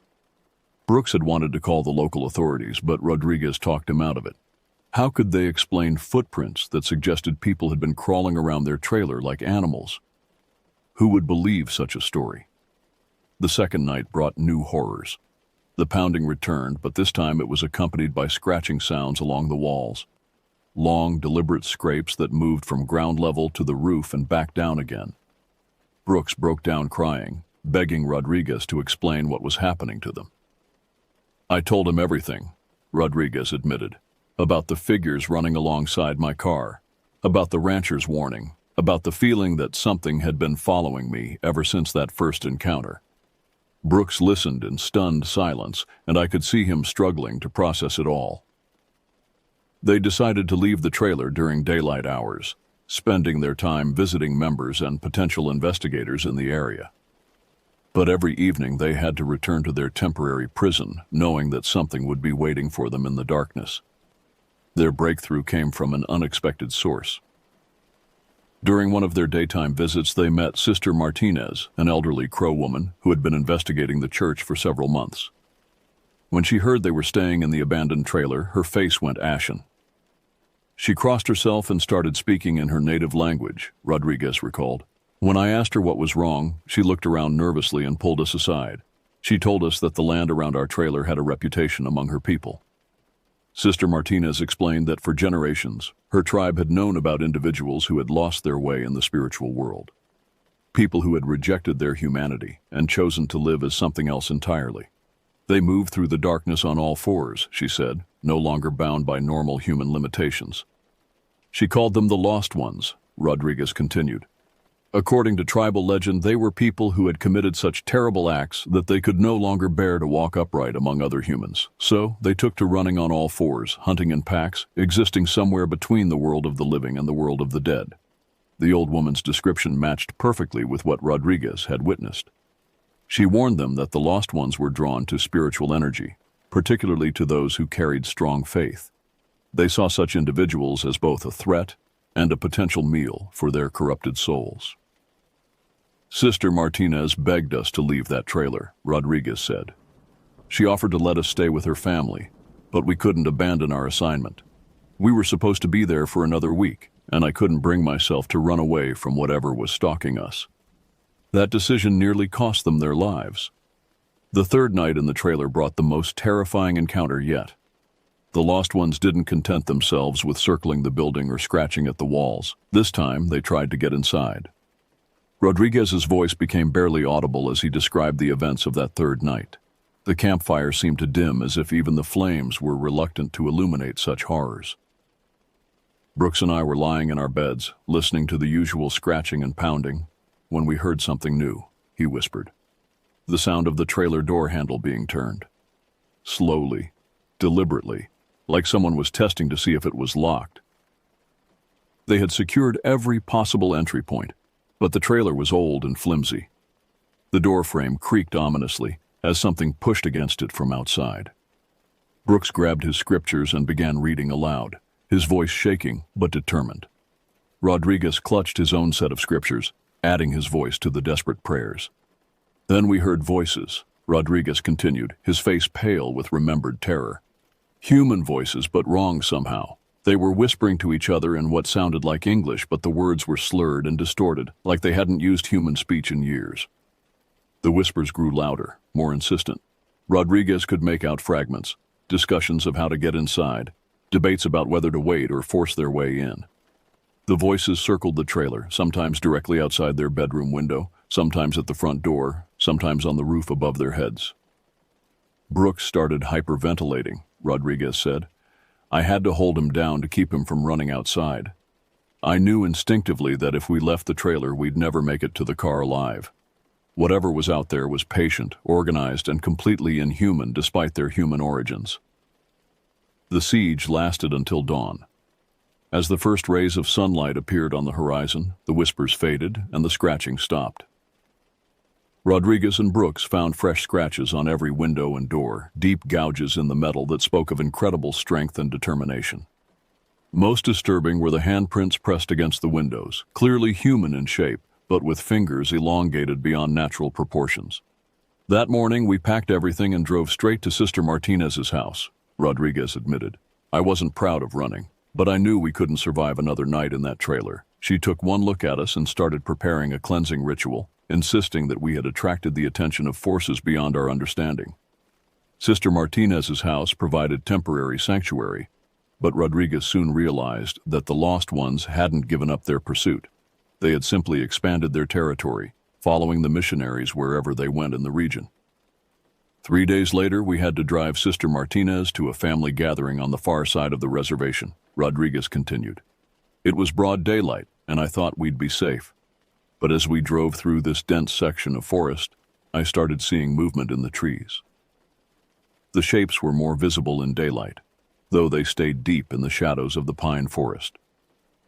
Rodriguez counted at least 8 distinct figures moving parallel to their car, sometimes upright against tree trunks, sometimes loping through the underbrush on all fours. Sister Martinez noticed them too and began chanting softly in her native language.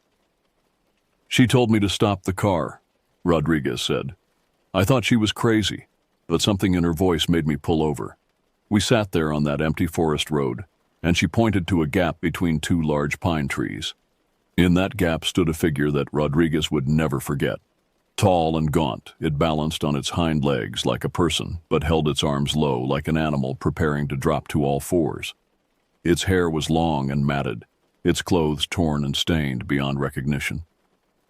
Most disturbing were its eyes, still human, but filled with a hunger that spoke of complete spiritual corruption.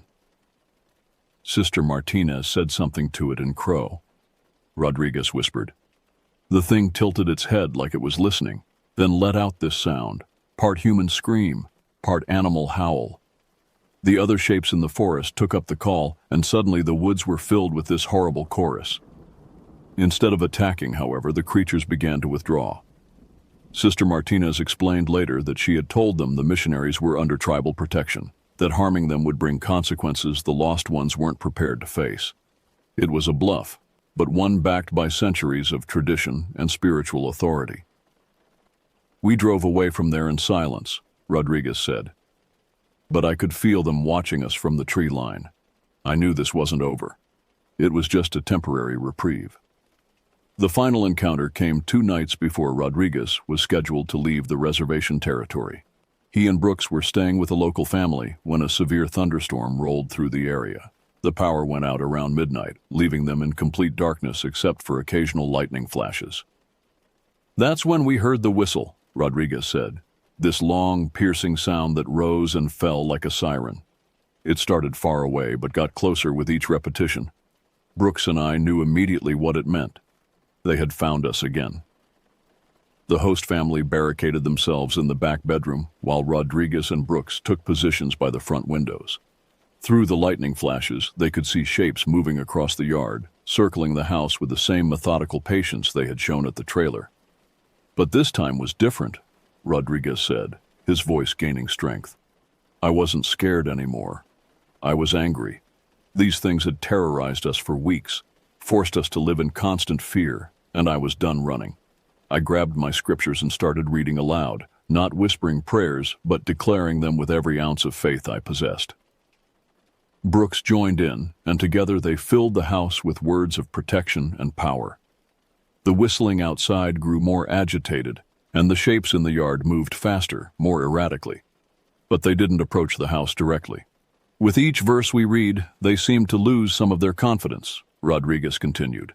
"The lightning showed them retreating toward the tree line, and their whistle began to fade. By dawn, they were gone completely." Rodriguez finished his mission without further incident.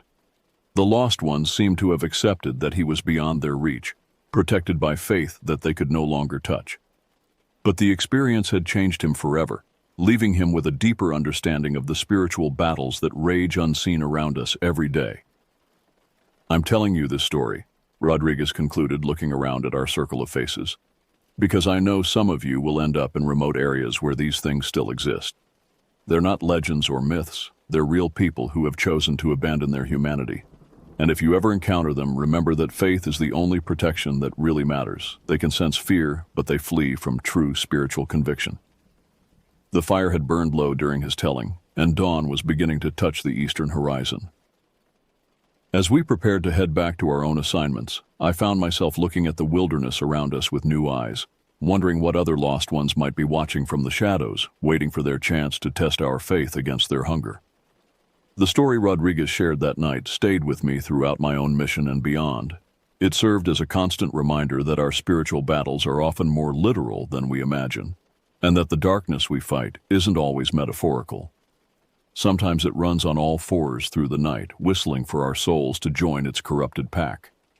But it also reminded me that light always conquers darkness, that faith provides protection even in the most terrifying circumstances, and that those who walk in righteousness need never fear the things that prowl at the edges of civilization, forever lost to their own choices and forever hungry for what they can never reclaim.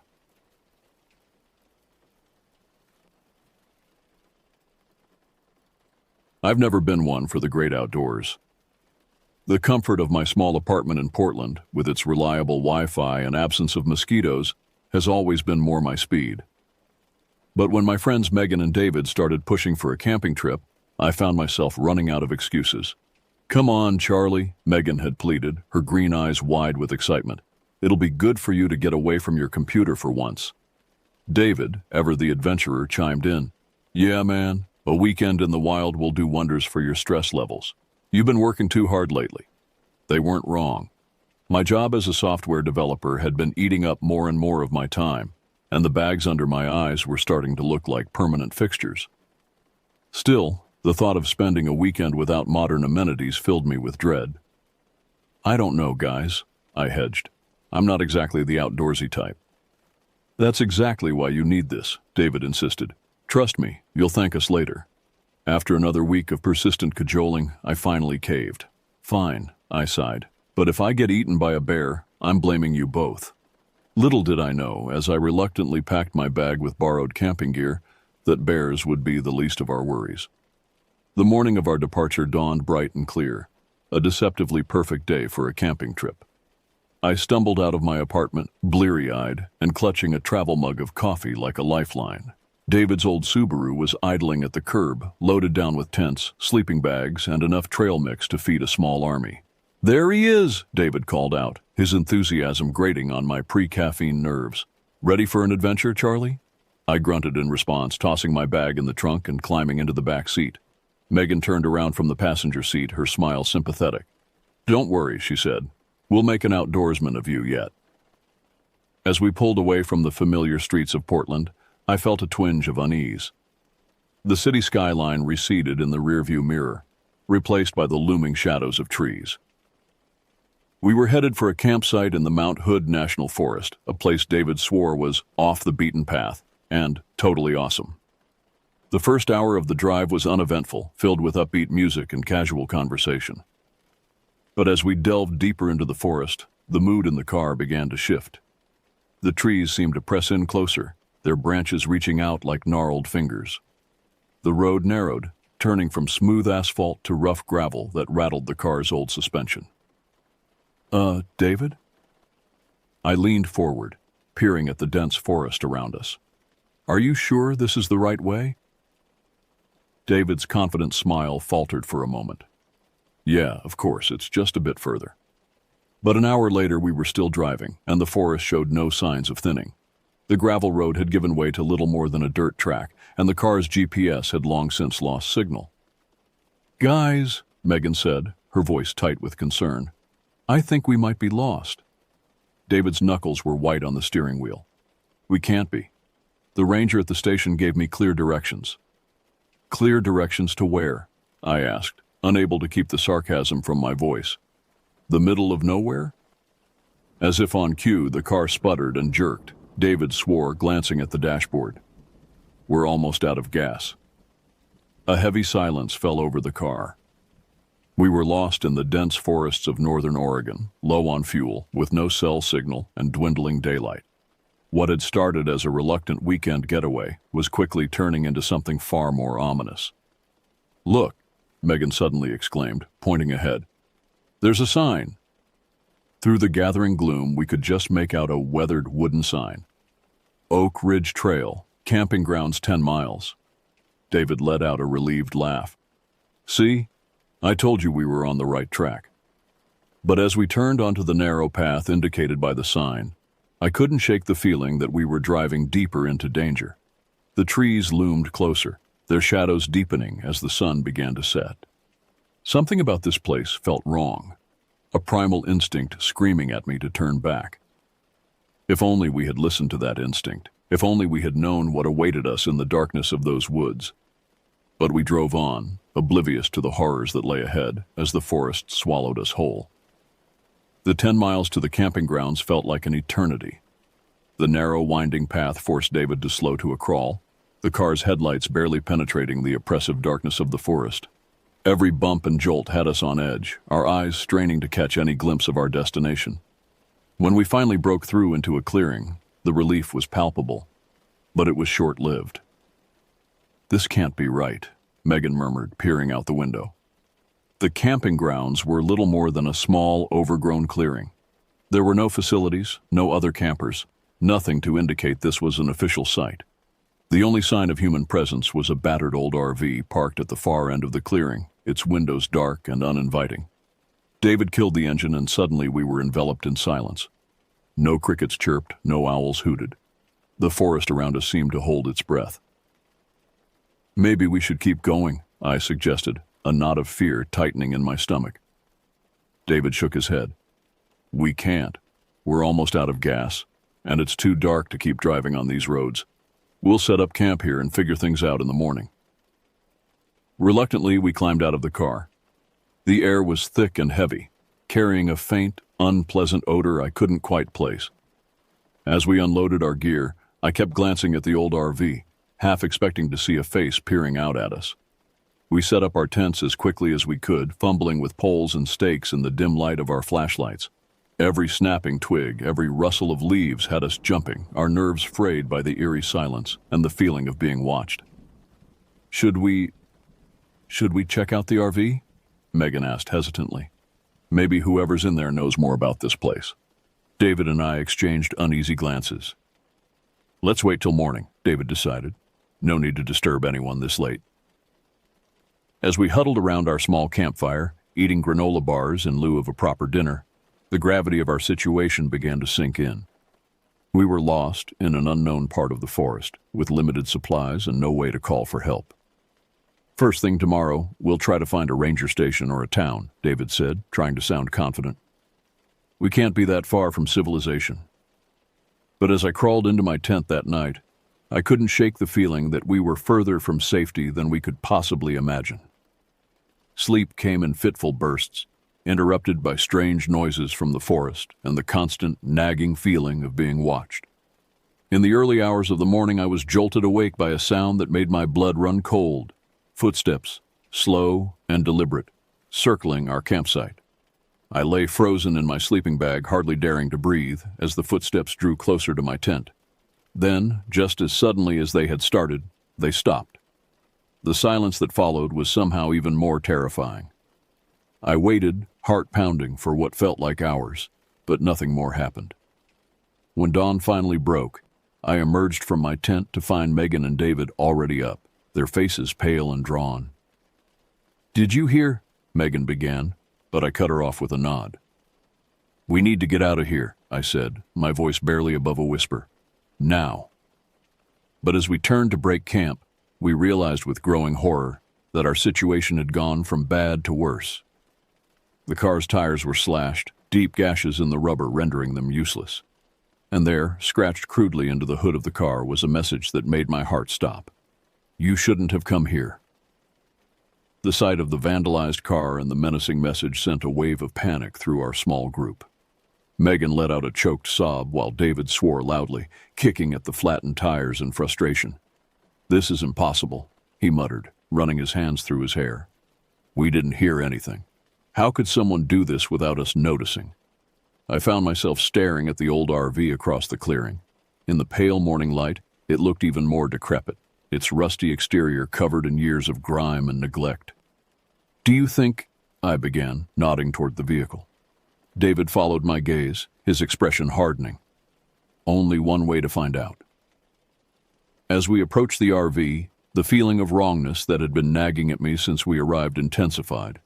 The unpleasant odor I'd noticed the night before was stronger here, a sickly sweet smell that made my stomach churn. David rapped sharply on the RV's door. "Hello? Is anyone in there?" No response. He tried the handle, and to our surprise, the door swung open with a rusty creak. The smell that wafted out was overwhelming, a mix of decay and something else I couldn't identify. Megan gagged, turning away, but David and I peered inside. The interior of the RV was a scene of chaos and filth. Rotting food containers littered every surface, mixed with scraps of cloth and what looked disturbingly like bones. But it was the far wall that drew our attention and sent a chill down my spine. Pinned to the wall were dozens of photographs, their edges curling with age. As we looked closer, we realized with growing horror that they were pictures of people, campers, hikers, families, all smiling and unaware, and next to each photo was a date and a crude tally mark. "Oh God," Megan whispered, having summoned the courage to look inside. "Are those—" "We need to leave," I said, my voice sounding strange and distant to my own ears. "Now. We need to start walking and not stop until we reach a road, a town, anything." David nodded grimly. "Grab only what we can carry easily. Water, food, a weapon if you can find one. We leave in 5 minutes." As we hurriedly packed our backpacks, the forest around us seemed to come alive with malevolent energy. Branches swayed without wind, shadows deepened despite the rising sun, and that feeling of being watched intensified to an almost unbearable degree. Just as we were about to leave, a glint of metal caught my eye. Half buried in the dirt near our campsite was a small tape recorder. With trembling hands, I picked it up and pressed play. A raspy, gleeful voice crackled through the speaker. "Welcome to our playground, city folk. The hunt begins at sundown. Better start running." We didn't need to be told twice. With the tape recorder's chilling message ringing in our ears, we plunged into the forest, our only goal to put as much distance between us and that clearing of horrors as possible. But as we crashed through the underbrush, hearts pounding and breaths coming in ragged gasps, a terrible realization began to dawn. The forest seemed to shift around us, paths appearing and disappearing, landmarks changing. It was as if the woods themselves were alive, conspiring to keep us trapped. And somewhere behind us, drawing ever closer, we could hear the sound of pursuit, twigs snapping, leaves rustling, and worst of all, that same raspy laugh from the tape, echoing through the trees. Our weekend getaway had turned into a desperate fight for survival, and as the sun began its slow descent towards the horizon, we knew that our real ordeal was only just beginning. As we crashed through the undergrowth, the forest seemed to close in around us. Branches clawed at our faces and arms, roots threatened to trip us at every step. The fading daylight filtered weakly through the dense canopy, casting long shadows that seemed to reach out for us with grasping fingers. "We need to find water," David gasped as we paused to catch our breath. "A stream, a river, anything. It might lead us out of here." Megan nodded, her face pale and streaked with tears. "And it'll cover our tracks, right?" I didn't have the heart to tell her that I doubted anything could throw off whoever, or whatever, was pursuing us. The sounds of movement in the forest behind us had faded, but the feeling of being watched, of being hunted, was stronger than ever. We pushed on, our progress slowing as exhaustion began to set in. The forest floor was treacherous, littered with hidden holes and slippery patches of moss. More than once, one of us would stumble, only to be hauled back to our feet by the others. As the last rays of sunlight faded from the sky, we finally heard the faint sound of running water. Hope surged through us, giving us a second wind as we pushed towards the noise. We burst out of the trees onto the bank of a small, swift-running stream. In any other circumstance, it would have been beautiful. Clear water babbling over smooth stones, the banks lined with lush ferns. But now, it was our lifeline. "Downstream," David said, already wading into the cold water. "It has to lead somewhere." We followed him into the stream, gasping at the shock of the icy water. But it was a relief to our aching feet, and the sound of our splashing progress would hopefully mask any noise we made from our pursuers. As we sloshed downstream, the forest pressing close on either side, I found myself thinking of all the horror movies I'd watched from the safety of my couch. How I'd scoffed at the characters' poor decisions, their panic-driven mistakes. Now I understood. The fear was all-consuming, clouding every thought, every decision. We had been walking for what felt like hours when Megan suddenly stopped, her hand flying to her mouth to stifle a scream. There, half submerged in the water ahead of us, was a body. As we drew closer, our flashlights illuminating the gruesome scene, we could see that it wasn't just one body. There were three, their limbs entangled as if they'd died trying to cling to each other. Their faces were frozen in expressions of terror, their bodies showing signs of unspeakable violence. "Oh, God," Megan choked out, turning away to retch into the stream. David moved closer, his face a mask of horror and determination. They're fresh," he said, his voice barely above a whisper. "This happened recently." A twig snapped in the forest to our right, loud as a gunshot in the stillness that had fallen over us. We whirled towards the sound, our flashlights cutting through the darkness. For a moment we saw nothing. Then a face appeared between the trees, pale, twisted into a grotesque grin, eyes reflecting the light like an animal's. It was the face from the RV window, the face that had haunted my dreams the night before. "Found you!" a raspy voice called out, filled with malicious glee. We ran. Panic lent us speed we didn't know we possessed. We splashed downstream, no longer caring about the noise we made. Behind us we could hear pursuit. Not just one set of footsteps, but many, crashing through the forest on both sides of the stream. "There!" David shouted, pointing ahead. A bridge loomed out of the darkness, a solid structure incongruous in the wild forest. We scrambled up the bank towards the bridge, our waterlogged clothes weighing us down. As we reached the road, headlights suddenly blinded us. A truck screeched to a halt, and a voice called out, "Get in, quick!" We didn't hesitate. We piled into the back of the pickup truck, and it roared off before we'd even fully settled. As we sped away, I caught a glimpse of figures emerging from the forest, twisted, misshapen forms that seemed more beast than human. Their howls of rage echoed through the night, chilling me to the bone. As we clung to the sides of the truck, the wind whipping our faces, I finally allowed myself to believe we might survive this nightmare. But our ordeal was far from over. The truck sped down the winding forest road, its headlights cutting through the darkness.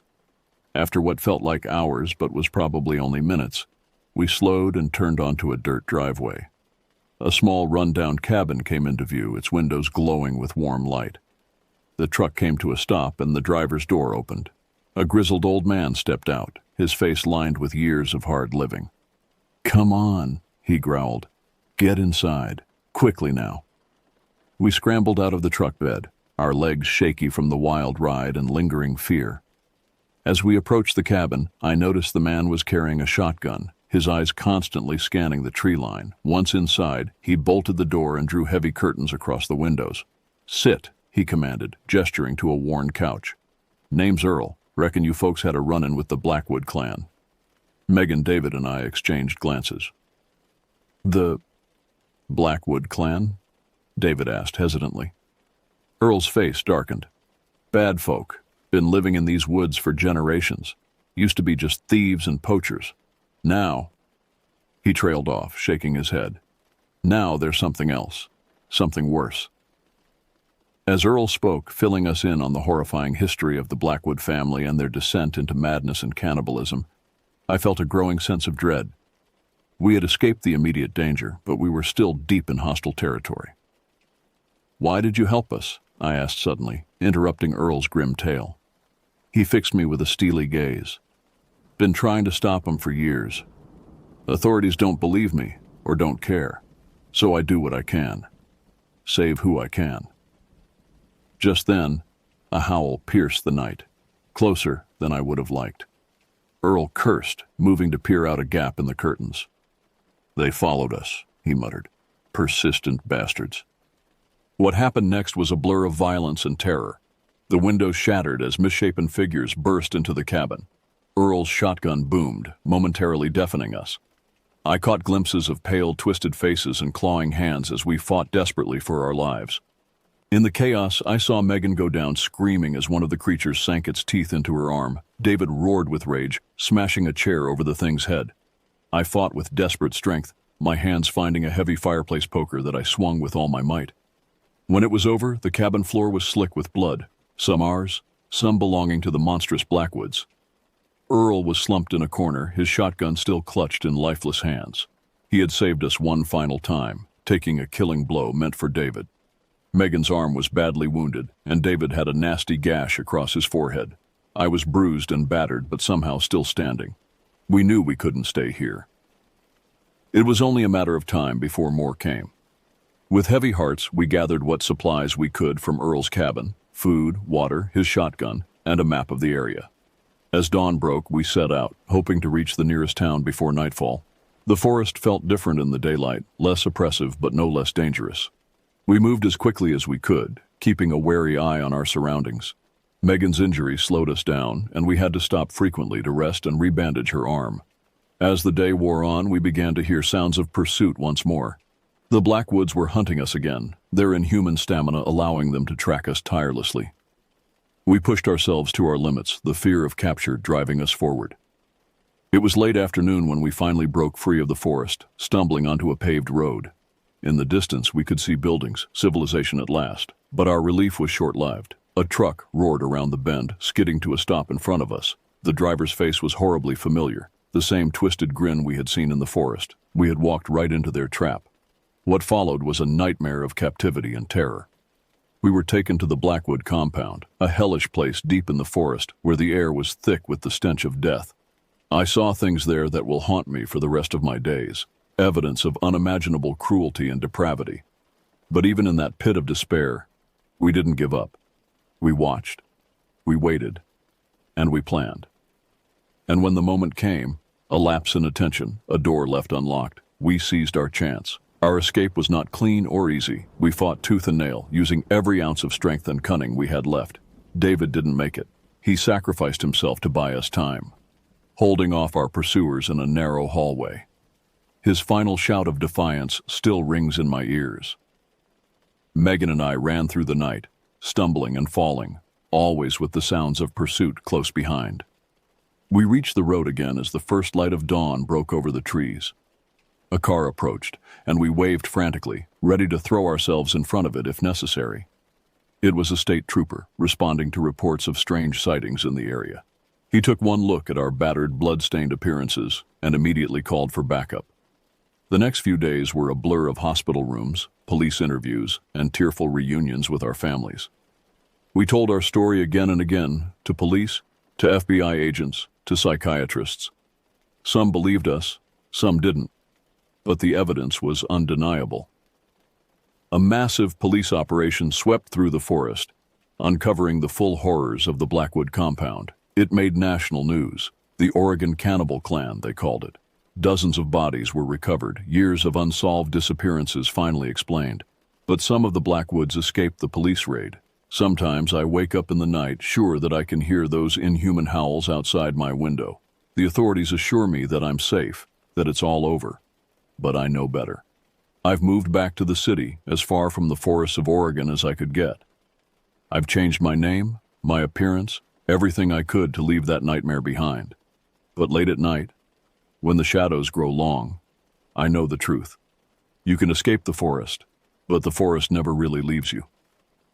And somewhere out there, in the dark woods of the Pacific Northwest, the remnants of the Blackwood clan are still hunting, still waiting, and they remember me. So I keep running, keep hiding. Because I know that one day, I'll hear that raspy voice again, saying those words that still haunt my dreams. Found you. It's been 5 years since that fateful camping trip.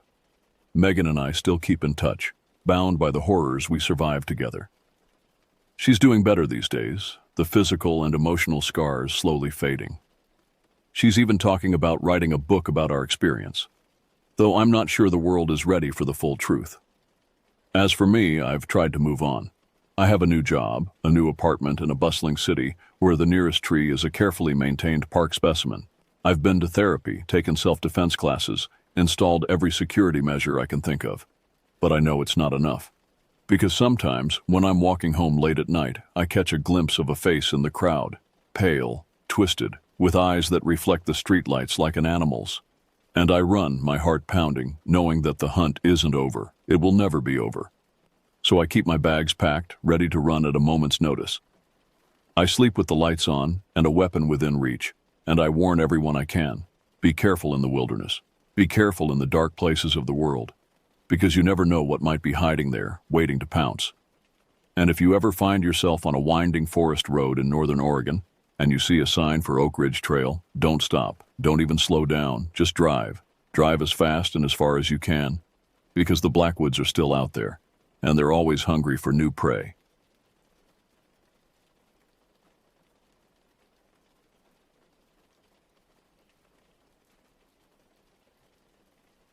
The drive into Kayenta, Arizona, stretched endlessly before us, each mile taking us further from civilization and deeper into a landscape that seemed designed to swallow travelers whole. The desert sprawled in every direction like a vast cemetery of sand and stone, the horizon wavering under the merciless August sun. My friend Anna had the music turned down low, some folk playlist she'd made for the trip, but even that felt intrusive against the overwhelming silence pressing in from all sides. I pressed my face against the passenger window, watching the endless procession of sagebrush and Joshua trees blur past. The heat radiating through the glass made my cheek burn, but I couldn't look away from the alien landscape. We hadn't seen another car for over an hour, hadn't passed a gas station, or even a road sign since leaving the interstate. My phone had lost signal somewhere around mile marker 127, leaving us completely cut off from the outside world. "You sure your uncle's place is out here?" I asked, trying to keep the unease out of my voice. The GPS had given up 40 minutes ago, leaving us to navigate by Anna's childhood memories and a hand-drawn map her Uncle Robert had mailed her. Anna nodded, though I could see tension in the way her hands gripped the steering wheel. "He likes his privacy, always has. Mom used to joke that he was preparing for the end of the world out here." She attempted a laugh, but it sounded hollow in the confined space of the car. The landscape began to change subtly as we drove deeper into the desert. The vegetation grew sparser, more twisted. Rock formations jutted from the earth like broken bones, casting strange shadows that seemed to move independently of the sun. The very air outside seemed to shimmer with heat distortion, creating phantom lakes on the horizon that disappeared as we approached. "There," Anna said suddenly, pointing to what looked like tire tracks in the hard-pan dirt. "That's got to be the turnoff." She cranked the wheel hard to the right, and we bumped onto a gravel path that was barely wider than our car. The suspension groaned as we navigated the rutted track, sage branches scraping against the windows like skeletal fingers. Dust billowed up behind us, obscuring everything in our wake and making it feel like we were being erased from existence itself. After what felt like an eternity of jarring bumps and scrapes, a structure materialized through the heat haze. Uncle Robert's house squatted against the desert floor like something that had grown from the earth itself. It was a low, rambling building of weathered wood and corrugated metal, its windows reflecting the brutal sun like dead eyes. A chain-link fence surrounded the property, but not the kind meant to keep people out. This fence was taller, more aggressive, with barbed wire coiled along the top like metal serpents.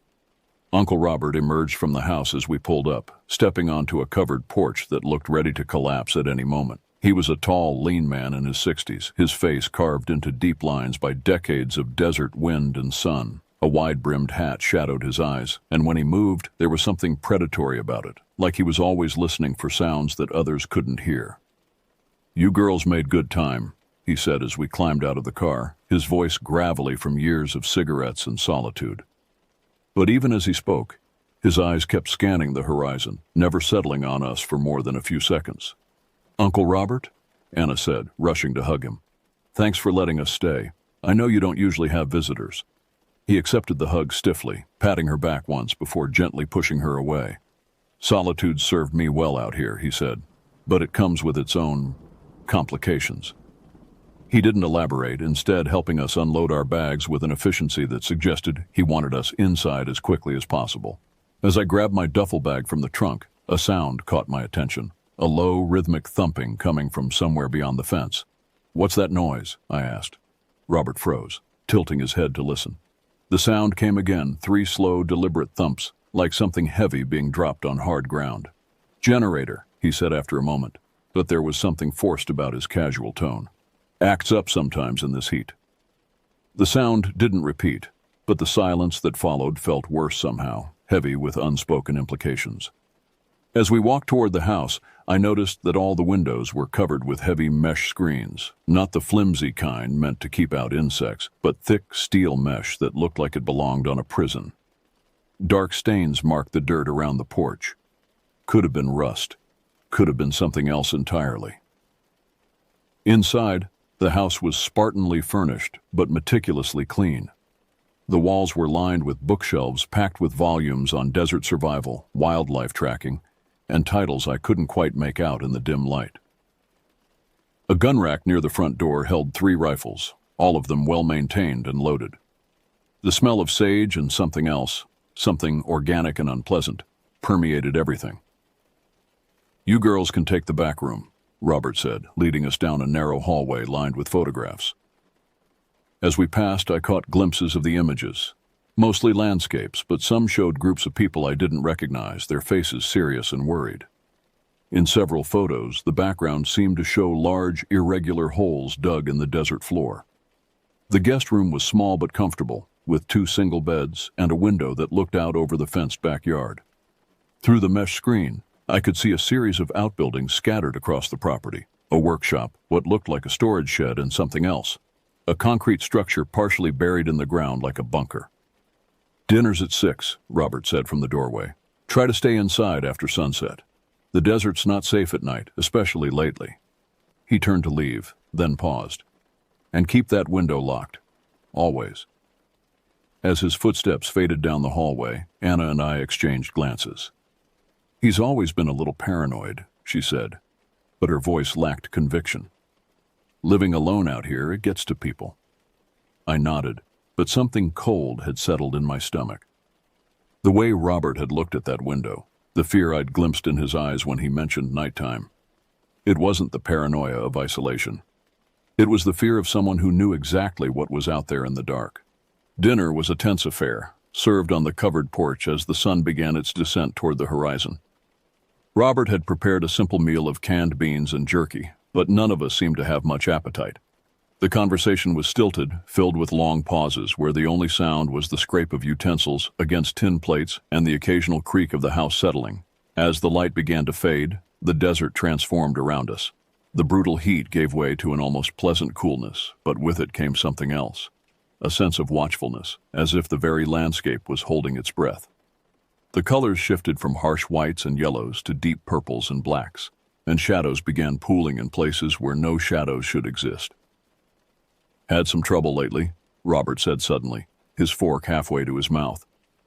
He set it down and reached for a cigarette, his hand steady despite the tremor I could hear in his voice. Been getting visitors. Anna leaned forward. What kind of visitors? Robert lit the cigarette and took a long drag, the ember glowing like a tiny beacon in the gathering dusk. Started about 3 weeks ago. Something's been coming around at night, testing the fence, looking for weak spots. He paused, exhaling smoke into the still air. At first I thought it was coyotes, maybe a mountain lion. But this thing, it's different. Different how? I asked, though part of me didn't want to know the answer. Coyotes run when they see you. Mountain lions avoid people altogether. This thing watches. It studies. He pointed toward a section of fence near the back of the property. Found tracks out there 3 days ago. Bipedal at first, then switching to quadrupedal, like it couldn't decide what it wanted to be. The temperature seemed to drop another 10 degrees, and I pulled my jacket tighter around my shoulders. Maybe it's just someone playing a prank, I suggested weakly. Robert's laugh was bitter. Nearest neighbor's 40 miles away, and they'd have to be damn committed to their prank, considering what I found yesterday. He stood up abruptly, disappearing into the house for a moment before returning with a small digital camera.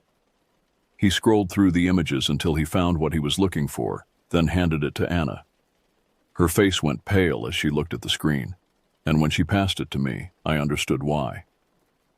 The photo showed a section of the fence where the chain link had been systematically cut and bent back, creating an opening just large enough for a person to crawl through. But it was the way the metal had been twisted that made my skin crawl. The cuts were too clean, too precise, as if they'd been made with industrial tools. And around the opening, pressed into the soft earth, were tracks. The prints were unlike anything I'd ever seen. They started as human footprints, clearly defined with 5 toes and an arch, but they gradually morphed as they moved away from the fence. The toes elongated, the heel narrowed, and by the time they disappeared into the scrub brush, they looked more like the paws of some massive predator. I reinforced that section yesterday, Robert said, crushing his cigarette under his boot. But it'll be back. They always come back. They? Anna's voice was barely a whisper. Robert didn't answer immediately. Instead, he gathered up the plates and headed for the door. Best get inside now. And remember what I said about keeping that window locked. As we followed him into the house, I caught a glimpse of movement in my peripheral vision. Something large and dark had shifted position near the workshop, just at the edge of the porch light's reach. When I turned to look directly at it, there was nothing there but shadows and the skeletal outline of a dead mesquite tree. But shadows don't breathe, and I could have sworn I'd seen the steady rise and fall of something drawing air into massive lungs.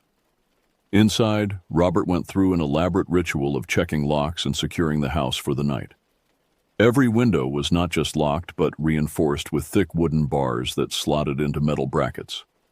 The front and back doors each had 3 separate deadbolts, and he checked each one twice before seeming satisfied. Is all this really necessary? Anna asked as she watched her uncle test the strength of a window bar for the 3rd time. You'll see, was all he said. The main room felt like a fortress, but also like a trap.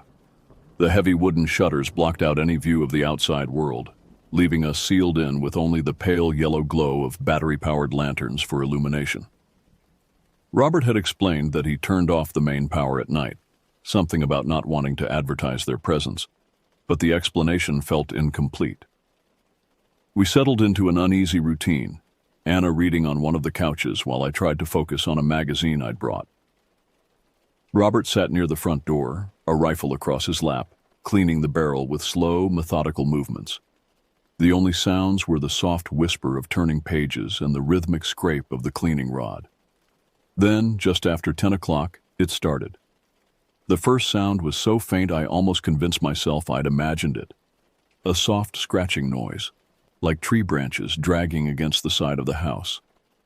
But there were no trees close enough to touch the walls, and the wind had died to nothing hours ago. Robert's hand stilled on his rifle. Anna looked up from her book, her eyes wide and questioning. We all held our breath, straining to hear. The scratching came again, longer this time, moving from the front of the house toward the side wall. It was deliberate, purposeful, as if something was testing the strength of the wooden siding. Robert slowly stood up, his movements fluid and silent, like a predator preparing to strike. "Stay quiet," he whispered, his voice barely audible. "Don't move unless I tell you to." The scratching continued its circuit around the house, pausing occasionally as if the source was examining particular features: windows, doors, weak spots in the construction. When it reached the back wall, near where our room was located, it stopped entirely. The silence that followed was suffocating. Minutes passed without any sound, and I began to hope that whatever it was had moved on. Then came the first knock. It was soft, almost polite. 3 gentle raps on the back door. Robert's grip tightened on his rifle, his knuckles white with tension. The knocking came again, slightly louder, more insistent. "Robert," a voice called from outside, muffled by the heavy door but clearly audible. "Robert, I know you're in there." The voice was wrong somehow, too high, too breathy, like someone doing a bad impression of human speech. Anna grabbed my arm, her nails digging into my skin hard enough to leave marks. "Robert," the voice called again, and this time I could hear the way it stretched out the syllables, savoring each sound. "I just want to talk. I have something for you." Robert raised the rifle to his shoulder, pointing it toward the back door even though there was no way he could see through the heavy wood. His face was a mask of concentration and barely controlled terror. The knocking stopped, but the voice continued, moving around the house as the scratching had done. "I know about the girls, Robert. I know they're here. I can smell them." My stomach dropped into my shoes. Whoever was out there knew about us, had been watching long enough to know we'd arrived. The voice was closer now, right outside the front door. "Let me in, Robert. You can't keep me out forever. I'm very patient. I can wait." Then, as suddenly as it had begun, everything went silent. We waited in the oppressive quiet for over an hour, but the voice didn't return, and the scratching never resumed. When Robert finally lowered his rifle, his hands were shaking. "It's gone," he said, but he didn't sound relieved. He sounded exhausted, like a man who'd been fighting the same battle for too long. "What was that?" Anna whispered. Robert looked at her for a long moment, his weathered face etched with something between pity and resignation. "That," he said, "was why you need to leave. First thing tomorrow morning." But even as he said it, I could see in his eyes that he didn't think we'd make it that long. Neither Anna nor I slept that night. We lay in our beds, fully clothed, staring at the ceiling and jumping at every sound the old house made as it settled. The mesh screen over our window cast strange shadows on the wall, creating patterns that seemed to shift and writhe in the weak moonlight, filtering through the heavy shutters. Around 3 in the morning, Anna finally broke the silence. "Do you think Uncle Robert is losing it? Living alone out here, maybe he's starting to imagine things?" I wanted to agree with her. The rational part of my mind was desperately searching for logical explanations. Maybe Robert had developed some form of dementia.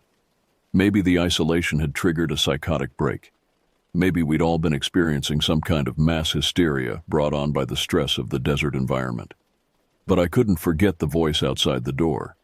The way it had pronounced Robert's name with that unnatural cadence, the intelligence behind the words, the calculated cruelty in its tone. Madness didn't explain that level of sophistication, that deliberate psychological manipulation. "I don't know," I whispered back. "But whatever's happening here, we need to leave tomorrow. First light." Anna nodded in the darkness. "Uncle Robert won't want us to go. He's probably worried that Thing will follow us." The thought hadn't occurred to me, and it sent ice water through my veins. What if whatever was stalking Robert's property wasn't just randomly targeting him? What if our arrival had somehow escalated the situation, drawn this predator's attention to us specifically? A soft sound from outside the window made us both freeze. It wasn't the scratching or knocking from earlier. This was different, rhythmic, deliberate. Like footsteps, but wrong somehow, as if the person walking didn't quite remember how human locomotion was supposed to work. The footsteps circled our window slowly, pausing occasionally. During one of these pauses, I heard something that made my skin crawl. A long, slow inhalation, as if something was testing the air for our scent. Anna's hand found mine in the darkness. and we lay there gripping each other's fingers until they went numb. The footsteps continued their circuit for what felt like hours, sometimes stopping directly outside our window for minutes at a time. Once, I could have sworn I heard the soft scrape of fingernails against the mesh screen, testing its strength. When dawn finally came, creeping through the cracks in the shutters like a reluctant witness, the footsteps faded away. But the relief I felt was temporary. Whatever was out there during the night would return, and next time it might not be content to simply circle and observe. Robert was already up when we emerged from our room, sitting at the kitchen table with a cup of coffee that had long since gone cold. He looked like he hadn't slept in days, his eyes bloodshot and his face gaunt with exhaustion. "We need to leave," Anna said without preamble. "Today, this morning." Robert looked at her for a long moment, then slowly shook his head. "Can't let you do that." "What do you mean, you can't let us?" I demanded, feeling a surge of anger cut through my fear. "You can't keep us here against our will." "It followed you here," Robert said quietly, "or you brought it with you. Either way, if you leave now, it'll follow you back to civilization, to other people." The implication hit me like a physical blow. "You think we're responsible for this?" "I think," Robert said, standing up and moving to the window, "that 3 weeks ago I was just a hermit living alone in the desert. Then Anna calls, says she wants to visit, and suddenly I've got something stalking my property every night." He turned to face us, and I saw accusation in his eyes. "What did you girls do? Who did you piss off?" Anna's face went white. "Nothing. We haven't done anything." But there was something in her voice, a note of uncertainty that made me look at her more closely. She was avoiding my eyes, her hands fidgeting with the hem of her shirt. "Anna," I said slowly, "is there something you haven't told me about this trip?" She was quiet for so long I thought she wasn't going to answer. When she finally spoke, her voice was barely audible. "There was this guy, back in Phoenix. I was seeing him for a few months, and when I broke up with him, he didn't take it well." "Define didn't take it well," Robert said, his voice sharp. Anna's hands were shaking now. "He started following me, showing up at my apartment, at work. He sent these weird texts, talking about how we belonged together, how no one else would ever understand me the way he did." She paused, wiping tears from her eyes. "I got a restraining order, but he violated it twice. The police said there wasn't much they could do unless he actually hurt me." "What was his name?" Robert asked. "Vincent Morrison, but his friends called him Vinny." Anna looked up at her uncle with desperate eyes. "You don't think he followed us out here, do you? It's been over 400 miles. Robert was already moving toward a filing cabinet in the corner of the room. He pulled out a folder thick with newspaper clippings and printouts from the internet. "Morrison," he muttered, flipping through the papers. "Morrison, here." He pulled out a police report and handed it to Anna. Her face went even paler as she read. "What is it?" I asked. "Vincent Morrison," Anna whispered. "Arrested 6 months ago for breaking into his ex-girlfriend's house. She found him hiding in her bedroom closet at 3 a.m. When the police searched his apartment, they found—" She stopped reading, her hands trembling so badly she could barely hold the paper. "What did they find?" I pressed. Robert answered for her. "Detailed surveillance photos of the victim, maps of her daily routine, and a collection of animal bones arranged in specific patterns around a shrine he'd built in his bedroom." The room seemed to tilt around me. The voice outside the door last night, the calculated psychological manipulation, the patient stalking behavior. It all fit the profile of an obsessive ex-boyfriend who'd escalated to dangerous levels. "He was released on bail 3 weeks ago," Robert continued, "same day you called to arrange this visit."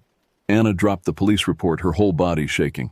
Oh God, I led him right to you. I'm so sorry, Uncle Robert. I never imagined he'd follow us this far."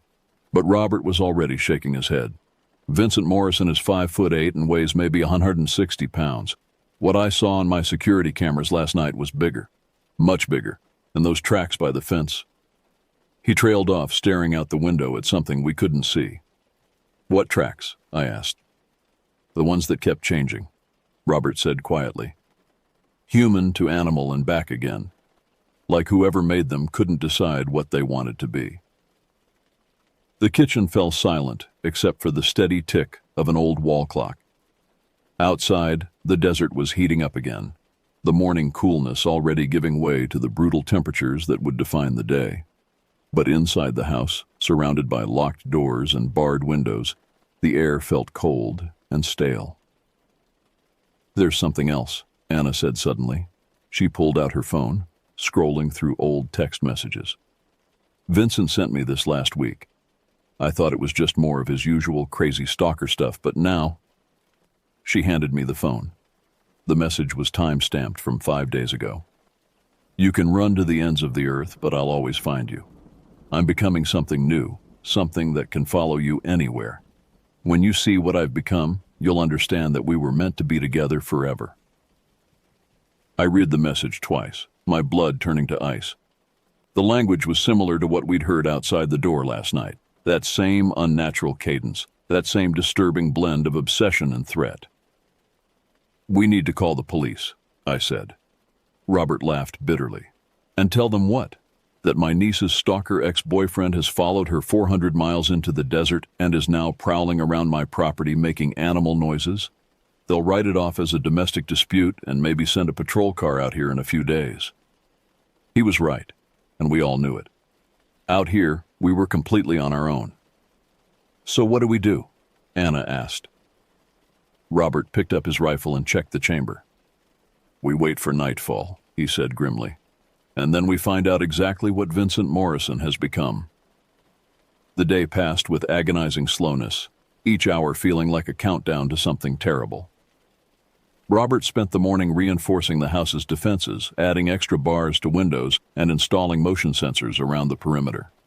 He worked with the focused intensity of a man preparing for war, and watching him, I began to understand that this wasn't the first time he'd faced something like this. "You've dealt with stalkers before," I said, as I helped him carry supplies from the workshop to the house. Robert paused in his work, a heavy battery-powered spotlight in his hands. "Spent 20 years as a sheriff's deputy before I retired out here, seen all kinds of crazy." He set the spotlight down and wiped sweat from his forehead. "But this is different, more focused, more intelligent." "What do you mean?" "Most stalkers are impulsive. They make mistakes, leave evidence, get sloppy when their emotions take over." Robert pointed toward the section of fence that had been cut. "This person has been watching my property for weeks, learning my routines, testing my defenses. Last night was just the opening move." The thought made my stomach churn. While we'd been driving through the desert yesterday, thinking we were embarking on a simple visit to Anna's eccentric uncle, Vincent Morrison had already been here, studying the house, planning his approach, waiting for the perfect moment to reveal himself. Anna emerged from the house carrying a box of ammunition. She'd been quiet all morning, racked with guilt over bringing this nightmare to her uncle's doorstep. "I should be the one to face him," she said. "This is my problem. I shouldn't have dragged you into it." "You didn't drag anyone anywhere," Robert said firmly. "And you're not facing anything alone. We're family, and family protects each other." But even as he said it, I could see the doubt in his eyes. Whatever Vincent Morrison had become during his transformation in the desert, Robert wasn't sure the three of us would be enough to stop him. As the afternoon wore on, we discovered more evidence of Morrison's presence around the property. Footprints in the soft earth near the water tank, scratches on the metal siding of the workshop, and most disturbing of all, a small camp hidden in a cluster of rocks about half a mile from the house. Robert found it while doing a perimeter sweep, and when he returned, his face was grim. "He's been living out there for at least a week," he reported. "Sleeping bag, canned food, water bottles, and something else." He handed Anna a small digital camera, obviously expensive and equipped with a powerful zoom lens. "Found this buried near his campsite. Took the liberty of checking the memory card." The photos were a timeline of stalking behavior that made me feel sick. Hundreds of images of Anna from the past several months, pictures taken through windows, from across parking lots, from hiding spots in public places. But the most recent photos, taken in the last few days, showed the three of us around Robert's property. Morrison had been documenting our every move since we'd arrived. "Look at the timestamps," Robert said. Some of these were taken during daylight hours. He was watching us even when we thought we were safe. The last photo in the sequence was the most disturbing. It was a close-up of our bedroom window, taken from just a few feet away. In the background, barely visible through the mesh screen, were the shapes of Anna and me sleeping in our beds. The timestamp showed it had been taken at 4:17 a.m., right around the time we'd heard the footsteps outside. "He could have killed us," Anna whispered, staring at the image. "But he didn't," Robert said. "He's not ready yet. This is all part of his game, his way of building up to whatever he has planned for tonight." As evening approached, we made our final preparations. Robert positioned motion-activated lights around the house, their sensors aimed at the most likely approach routes. He distributed weapons, giving Anna a .38 revolver and teaching me how to use a shotgun, and established a communication plan using handheld radios in case we got separated. "Remember," he said as we gathered in the main room for what felt like a war council, "Morrison spent weeks out there in the desert. The heat, the isolation, the obsession, it changes people. Don't expect him to act rationally or predictably." "What if he has weapons?" I asked. "Assume he does. Assume he's armed, dangerous, and completely divorced from reality." Robert checked his rifle one more time. "And whatever happens, don't let him separate us. Predators always try to isolate their prey." As darkness fell, we took our positions. Robert stationed himself near the front door with a clear view of the main approach. Anna and I were in the back room, watching the rear windows and the section of fence where Morrison had cut his way through before. The house felt different at night. Smaller, more vulnerable, like a tiny island of light surrounded by an ocean of threatening darkness. Every sound from outside seemed amplified: the rustle of wind through sagebrush, the distant howl of coyotes, the occasional crack of cooling metal in the outbuildings. For the first 2 hours, nothing happened.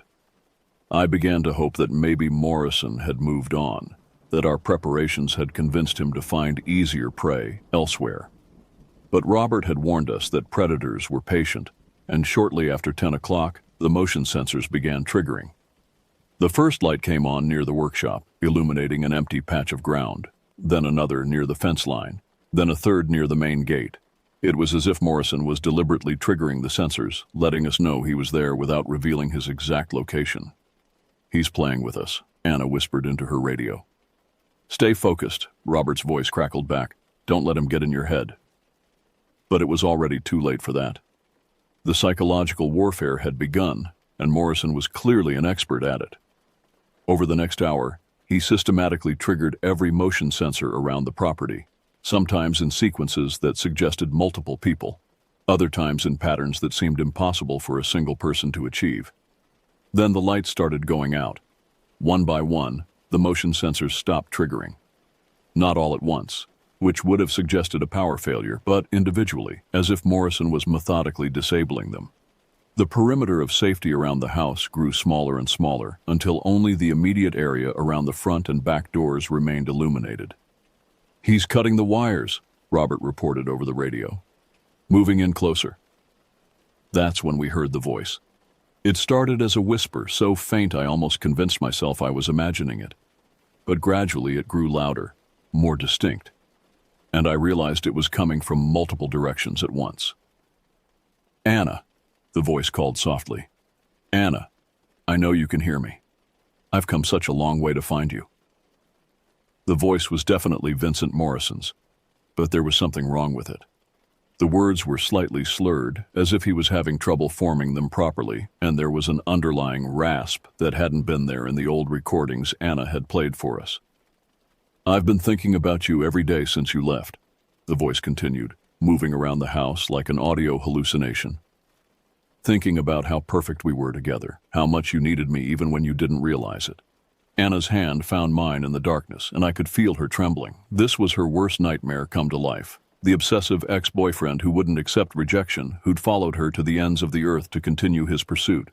"I know you're scared," Morrison's voice said, now coming from right outside our window.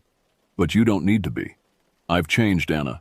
I've become something better, something worthy of your love." The psychological torture continued for another 20 minutes. Morrison's voice seemed to come from everywhere and nowhere, sometimes whispering endearments, other times making threats. always maintaining that perfect balance between obsession and menace that made my skin crawl. Then, abruptly, everything went silent. The sudden absence of Morrison's voice was somehow worse than hearing it. At least when he was talking, we knew where he was. Now he could be anywhere, moving through the darkness with the patience of a predator who knew his prey had nowhere to run. "Status report." Robert's voice crackled over the radio. "Nothing here," Anna whispered back. "Same," I added. But even as I said it, I caught a glimpse of movement outside our window. Something large and dark had shifted position near the back fence, just at the edge of the remaining light. When I looked directly at it, it was gone, but the impression of size and unnatural movement lingered. "I think he's testing the back perimeter," I radioed to Robert. "Copy that. I'm moving to—" Robert's transmission cut off abruptly, replaced by the harsh buzz of static. Anna and I exchanged terrified glances. Either Morrison had found a way to jam our communications or something had happened to Robert. "Uncle Robert?" Anna whispered into her radio. "Uncle Robert, please respond." Nothing but static. That's when we heard the first impact against the back door. Not a knock this time, but the solid thump of something heavy hitting the reinforced wood. The door shook in its frame, but the multiple deadbolts held.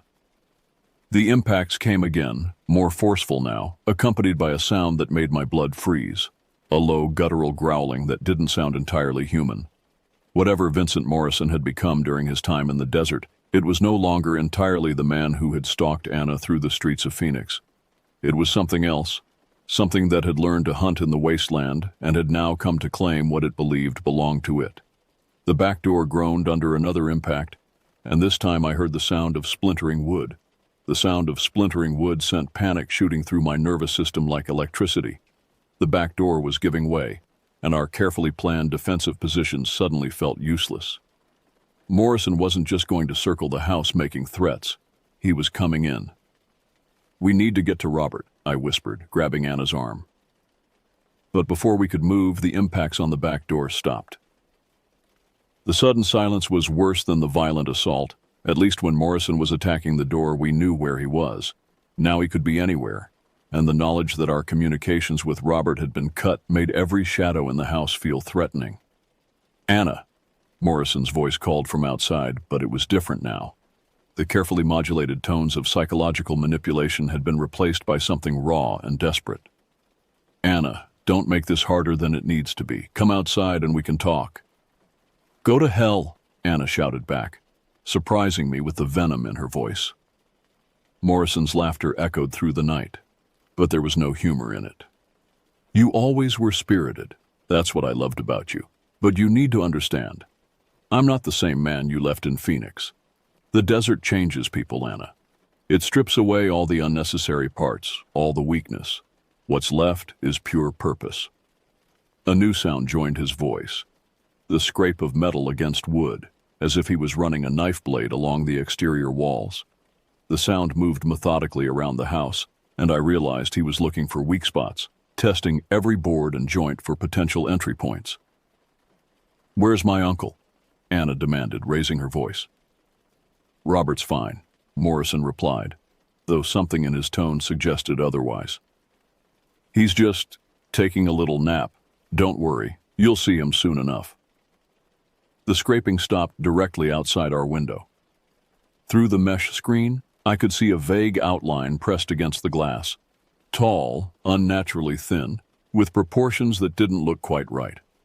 Morrison had lost weight during his time in the desert, but this looked like more than simple starvation. His silhouette was distorted, elongated, as if his very bone structure had changed. "I can see you in there," he whispered, his voice now coming from just inches away. "Both of you. You look scared. That's good. Fear makes the blood taste better." The casual mention of blood made my stomach lurch. Anna raised her revolver, pointing it toward the window, but Morrison's laugh told us he wasn't concerned about our weapons. "Bullets won't stop what I've become," he said. "The desert taught me things, Anna. Ancient things. Ways to change, to adapt, to become something more than human." The shadow moved away from the window, and we heard him circling the house again. But his movements were different now, not the careful, measured steps of a human being, but something more fluid and predatory. Sometimes it sounded like he was walking upright, other times like he was moving on all fours. "We need to find Robert," I whispered to Anna. "Whatever Morrison did to him, he might still be alive." Anna nodded, her face pale but determined. We crept to the bedroom door and peered down the hallway. The main room was empty, Robert's rifle lying abandoned on the floor near the front door. There was no sign of a struggle, no blood, no indication of what had happened to him. "Uncle Robert?" Anna called softly. A voice answered from the direction of the kitchen, but it wasn't Robert's. "He's in here," Morrison called back, his tone cheerful and conversational. "Why don't you come join us? We're having such an interesting conversation about your childhood." The invitation was obviously a trap, but we couldn't abandon Robert. Anna started toward the kitchen, but I grabbed her arm, stopping her. "Wait," I whispered. "If we go in there, we're playing by his rules. We need to change the game." I pointed toward the gun rack near the front door. Robert had mentioned that all 3 rifles were loaded, and we might need the extra firepower. Anna nodded, understanding immediately. We moved carefully down the hallway, staying low and keeping to the shadows. The abandoned rifle on the floor was a pump-action shotgun, and I grabbed it while Anna retrieved one of the remaining weapons from the rack, a bolt-action hunting rifle with a powerful scope. "Much better," Morrison's voice called from the kitchen. "I can hear you moving around out there. Good. I want you armed. It makes the hunt more interesting." Armed with our weapons, we positioned ourselves at opposite ends of the main room, creating crossfire positions that would give us the best chance if Morrison tried to rush us. The kitchen was just beyond a narrow doorway, and from our positions, we could see part of the room but not all of it. "Robert," I called out, "are you okay?" "He's fine," Morrison answered instead. "A little tired, maybe. The desert sun can be exhausting, especially when you're tied up in it all day." The casual cruelty in his voice made my hands shake with rage. Morrison hadn't just stalked us to Robert's property. He'd been torturing the old man, using him as bait to draw us into his trap. "What do you want?" Anna demanded. "What I've always wanted," Morrison replied. "You, forever. In Phoenix, you could still run away, still hide behind restraining orders and police reports. But out here, there's nowhere to go. Just you and me and all the time in the world to get reacquainted. I'd rather die than go anywhere with you," Anna spat. "Death is just another kind of togetherness," Morrison said, and I could hear the smile in his voice. "In the desert, I learned about permanence, about bonds that can't be broken by courts or distance or even mortality." A soft groan came from the kitchen. Robert, still alive but obviously in pain. Morrison had positioned him perfectly as bait, knowing we couldn't abandon the old man no matter how dangerous the rescue attempt might be. "Here's what's going to happen," Morrison continued. "Anna, you're going to put down that gun and come into the kitchen. Just you. Your friend can wait outside. I'm feeling generous tonight. Once we've had our reunion, I'll consider letting both of you live long enough to appreciate what I've become." "Go to hell," Anna repeated, but I could hear the uncertainty in her voice. The knowledge that her uncle was suffering because of her was eating away at her resolve. "Anna, don't," I whispered. "It's what he wants. The second you go in there alone, we're all dead." But Morrison had other ideas. The lights went out suddenly, plunging the house into complete darkness. Emergency lighting kicked in a moment later, battery-powered units that Robert had installed as backup. But the pale blue glow only made the shadows deeper and more threatening. In the shifting light, I saw Morrison's silhouette appear in the kitchen doorway. My first impression was that he was standing on something to make himself appear taller, but as my eyes adjusted, I realized that wasn't it at all. Morrison had grown, not just thinner from his time in the desert, but actually taller, his frame stretched and distorted like a funhouse mirror reflection. "Surprise," he said, stepping into the main room. Anna screamed. Morrison's face was wrong in every way that mattered. His features were still recognizably human, but they'd been elongated and sharpened, as if someone had grabbed his skull and pulled it like taffy. His eyes were too large, too bright, reflecting the emergency lighting like an animal's. His mouth was filled with teeth that were too long, too sharp, and when he smiled, the expression was a parody of human emotion. "The desert teaches you things," he said, his voice now carrying an undertone that made my bones ache. "How to change, how to adapt, how to become what you need to be to survive." Anna raised her rifle, but her hands were shaking so badly she could barely aim. Morrison laughed, the sound echoing strangely in the confined space. "I told you bullets wouldn't stop me," he said. "But please, try. I want you to understand how futile resistance is." Anna pulled the trigger. The rifle boomed in the enclosed space, the muzzle flash illuminating Morrison's impossible form for a split second. The bullet caught him center mass, spinning him around and sending him stumbling backward into the kitchen doorway. For a moment, I thought we'd won. Then Morrison straightened up, looked down at the spreading bloodstain on his shirt, and began to laugh again. "That hurt," he said conversationally, "but not enough." The hole in his chest was already closing, the bleeding stopping as if the wound was healing itself in real time. Morrison's transformation wasn't just physical. He'd become something that conventional weapons couldn't kill. "Now it's my turn," he said, and lunged toward Anna with inhuman speed. Morrison moved like liquid violence, covering the distance between the kitchen and Anna's position in a single bound that defied human physiology. Anna tried to work the bolt on her rifle, but Morrison was already on her, his elongated fingers wrapping around the weapon's barrel and tearing it from her hands with casual strength.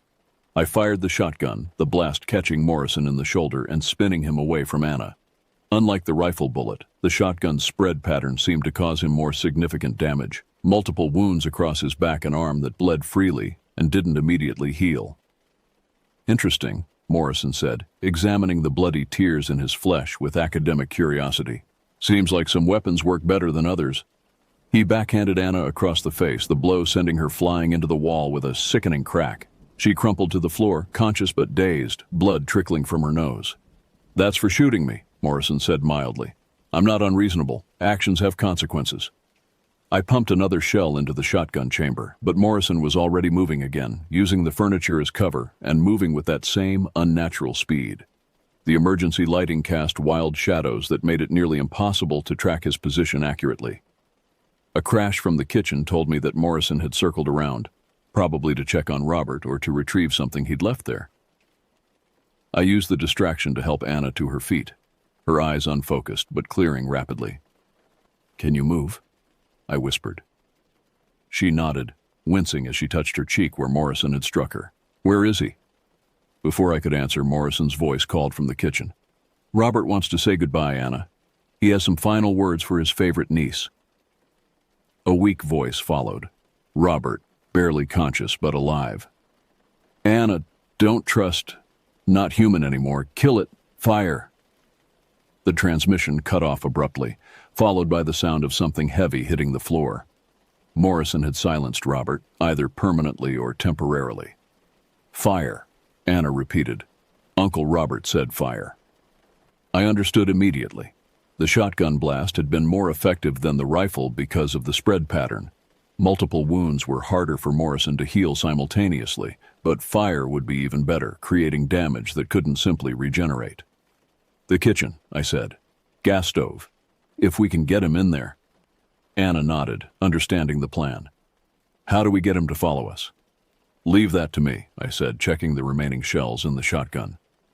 "When I give the signal, you run for the kitchen and turn on all the gas burners. Don't light them. Just let the gas build up." "What about Uncle Robert?" "We'll get him out after we deal with Morrison. But if we don't stop Morrison now, we're all dead anyway." Anna didn't like the plan. I could see it in her eyes. But she recognized that we didn't have any other options. Morrison had demonstrated that he was faster, stronger, and more durable than either of us. Our only advantage was that he didn't know we understood the fire weakness. "Hey, Morrison," I shouted toward the kitchen. "Is that the best you can do? All that time in the desert and you're still just a pathetic stalker who can't take no for an answer?" His laughter echoed through the house, but I could hear anger underlying it. "You know, I was going to let you live, but I think I've changed my mind." Morrison appeared in the kitchen doorway, his impossible form silhouetted against the emergency lighting. Up close, the extent of his transformation was even more horrifying. His limbs were too long, his fingers ending in what looked like claws, and his face was barely human anymore, stretched and distorted into something from a nightmare. "Run," I whispered to Anna. She bolted for the kitchen while I raised the shotgun and fired, catching Morrison in the chest with another spread of pellets. He staggered but didn't go down, his wounds already beginning to close. Getting boring, he said, lunging toward me. I rolled aside, pumping another shell into the chamber as Morrison's claws raked across the floor where I'd been standing. The wood splintered under the impact, deep gouges that showed just how sharp his transformed fingernails had become. From the kitchen came the soft hiss of gas escaping from multiple burners. Anna was following the plan, but I needed to get Morrison into that room before he realized what we were doing. I fired again, this time aiming for his legs. The blast caught him just below the knee, and for the first time Morrison actually went down, his leg unable to support his weight with that much tissue damage. "You're starting to annoy me," he growled, but there was pain in his voice now. I ran for the kitchen, counting on Morrison's competitive nature to make him follow. Behind me I could hear him struggling to his feet, his partially healed leg still not functioning properly. The kitchen was filled with the smell of natural gas, and I could see Robert tied to a chair in the corner, unconscious but breathing. Anna was standing by the stove, her hand on a box of matches she'd found somewhere. "Light it," I said. But Morrison was already in the doorway, his elongated form filling the entrance. When he saw the gas burners and smelled the accumulating fumes, his face changed.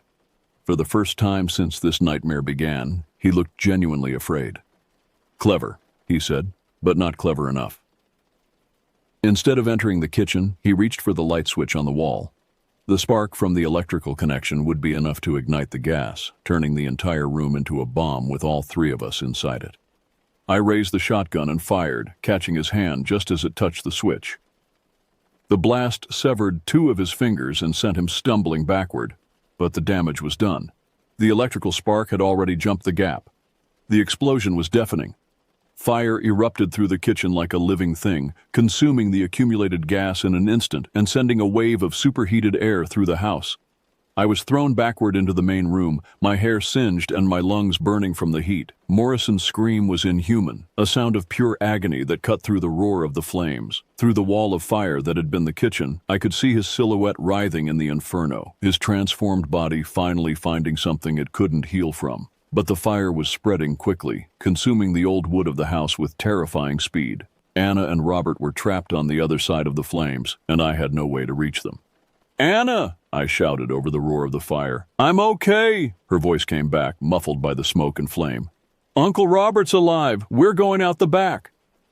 I ran for the front door, my clothes smoking from the heat. Behind me, Morrison's screams were growing weaker, but hadn't stopped entirely. Whatever he had become, it was taking a long time to die. Outside, the desert air felt cool and clean after the smoke-filled interior of the house. I circled around to the back, where Anna was dragging Robert's unconscious form away from the burning building. His hands and feet were bound with rope, and there were burns on his arms from where he'd been close to the explosion. "Is he okay?" I asked, helping Anna carry Robert to a safe distance. "I think so. Unconscious, maybe a concussion, but he's breathing normally." Anna looked back at the house, which was now completely engulfed in flames. "What about Morrison?" As if in answer to her question, a figure stumbled out of the back door. Morrison was still alive, but barely recognizable as anything that had ever been human.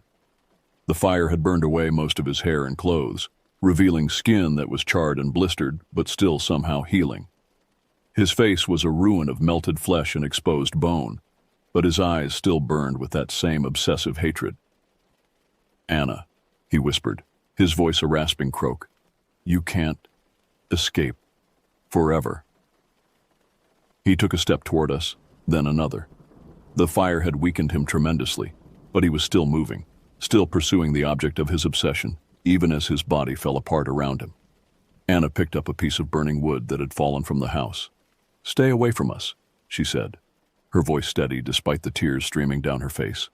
Morrison laughed, a horrible sound like air escaping from a corpse. "Fire won't stop. True love." But he was wrong. The effort of speaking seemed to drain the last of his strength, and he collapsed to his knees, then fell forward onto his face. His body twitched once, twice, then lay still. We waited for several minutes, but Morrison didn't move again. Whatever force had been sustaining his transformed body, the fire had finally destroyed it completely. Robert stirred in Anna's arms, his eyes opening slowly. "Anna, what?" What happened? It's over, Uncle Robert, she said, cutting the ropes that bound his hands and feet. Morrison's dead. The house is gone, but we're safe. Robert looked at the burning structure that had been his home for the past 15 years, then at Morrison's motionless form lying in the dirt.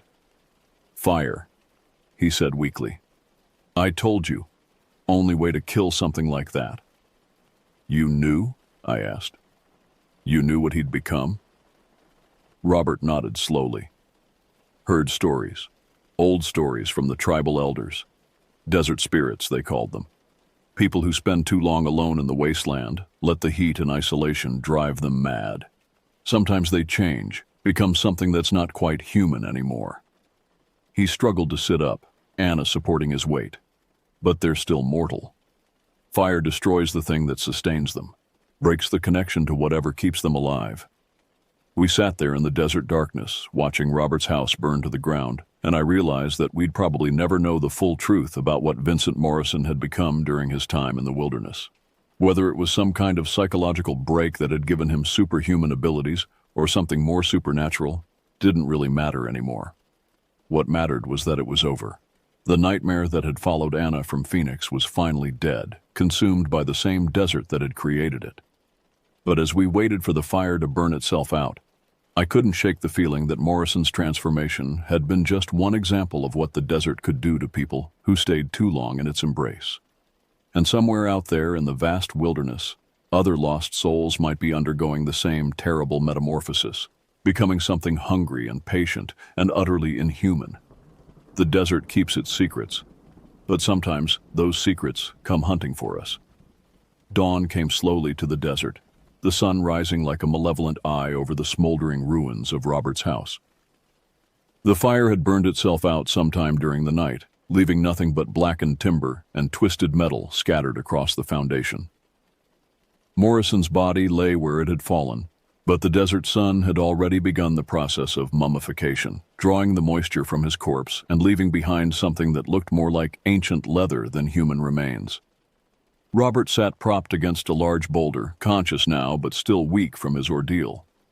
Anna had found a first aid kit in his truck and was treating the burns on his arms, her hands steady despite the trauma of the past 24 hours.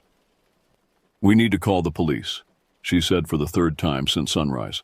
Report Morrison's death, the fire, everything. Robert shook his head. And tell them what? That your stalker ex-boyfriend transformed into some kind of desert monster and tried to kill us all? They'll lock us up for psychiatric evaluation. Then we lie, Anna said. Say he broke in. We fought. The house caught fire during the struggle. With what evidence? Robert gestured toward the burned ruins. Morrison's body is barely recognizable, the house is gone, and all the physical evidence went up in smoke. Best case scenario, they believe us, and we get tied up in investigations for months. Worst case, they think we murdered him and burned the house to cover it up. I knew Robert was right, but the idea of simply walking away from what had happened felt wrong somehow. Morrison had committed crimes both before and during his transformation. There should be consequences, justice, some kind of official recognition of what we'd endured. What about the other people he might have stalked? I asked. His other victims. Don't they deserve to know he's dead? Robert considered this, his weathered face thoughtful. Morrison was released on bail 3 weeks ago and immediately disappeared into the desert. As far as the authorities are concerned, he's already a fugitive. When he fails to show up for his court date, they'll issue a warrant, but out here... He gestured toward the vast emptiness surrounding us. People disappear in the desert all the time. Eventually they'll assume he died of exposure or got lost, and the case will go cold. Anna finished bandaging Robert's burns and sat back on her heels. So we just leave his body here? The desert will take care of it, Robert said simply. Sun, wind, scavengers. In a few weeks there won't be enough left to identify, even if someone stumbles across the remains. The casual way he discussed the disposal of Morrison's corpse made me uneasy, but I had to admit the logic was sound. We had no way to explain what had really happened without sounding insane, and any investigation would likely cause more problems than it solved. There's something else we need to consider, Robert continued. Morrison wasn't the only one out there. The stories I mentioned about people changing in the desert, they're not isolated incidents. There might be others. The thought sent ice water through my veins. The idea that Morrison's transformation wasn't unique, that there could be other predators lurking in the wilderness, was almost too terrifying to contemplate. How many others? Anna asked. No way to know for sure. The desert's a big place, and people who want to disappear can stay hidden for years if they know what they're doing. Robert stood up slowly, testing his balance. But we need to be careful going forward. Word spreads in small communities, and if someone else with Morrison's condition hears about what happened here, they might come looking for revenge. We spent the rest of the morning salvaging what we could from the ruins. Robert's truck had survived the fire, parked far enough from the house to escape the worst of the heat, and we loaded it with the few possessions that hadn't been destroyed. The rifles were twisted metal now, useless, but Robert found a .45 pistol in the glove compartment that would provide some protection for the journey back to civilization. As we prepared to leave, I took one last look at Morrison's remains.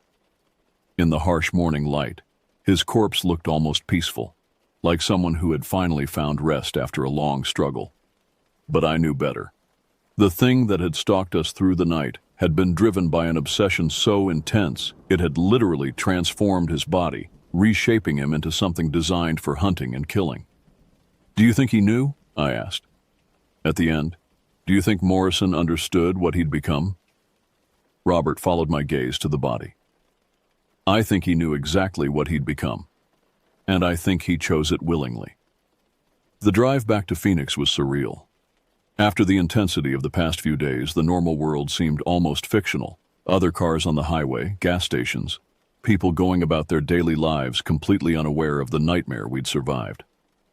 Anna drove while Robert dozed in the passenger seat, his body finally succumbing to exhaustion now that the immediate danger had passed. I sat in the back watching the desert roll by and thinking about transformation. Morrison's change had been dramatic and visible, but what about the more subtle alterations that isolation could cause? How many people living on the edges of society were slowly being reshaped by their environment, their obsessions, their disconnection from human community? Penny for your thoughts, Anna said, catching my eye in the rearview mirror. Just wondering how many other Vincent Morrisons are out there, I admitted. How many people on the edge of society, one step away from becoming something monstrous? Anna was quiet for a moment. Uncle Robert said the desert changes people, but I think people change themselves. Morrison chose to follow me, chose to isolate himself, chose to let his obsession consume him. The desert just accelerated the process. She was probably right, but it didn't make me feel any better. The world suddenly seemed full of potential predators, people whose grip on humanity was more tenuous than I'd ever imagined. We stopped for gas in a small town about an hour outside Phoenix, and while Anna filled the tank, I called my sister to let her know I was safe. I couldn't tell her the real story, of course, just made up some excuse about Robert's house having electrical problems and us needing to cut the visit short. You sound different, my sister said. Tired. Just ready to be home, I replied, and it was true. After the isolation and terror of the desert, I craved the safety of familiar surroundings, normal people, ordinary problems. But even as I said it, I knew that home wouldn't feel quite the same anymore. The experience had changed me, given me knowledge I didn't want about the darkness that could exist at the edges of civilized society. I would always be watching for signs now, in strangers' eyes, in news reports, in the spaces between what people said and what they meant.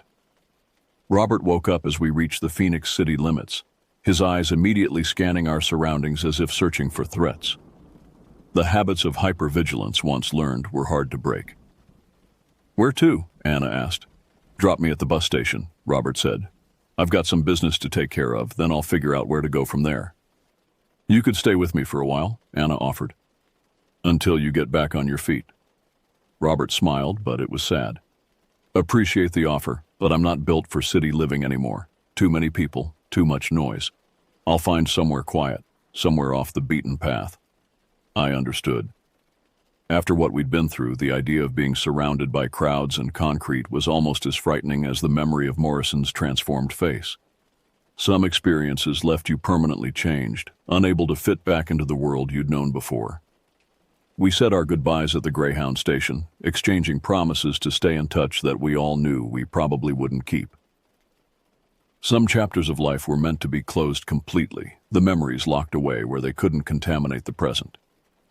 Anna drove me home in silence, both of us lost in our own thoughts.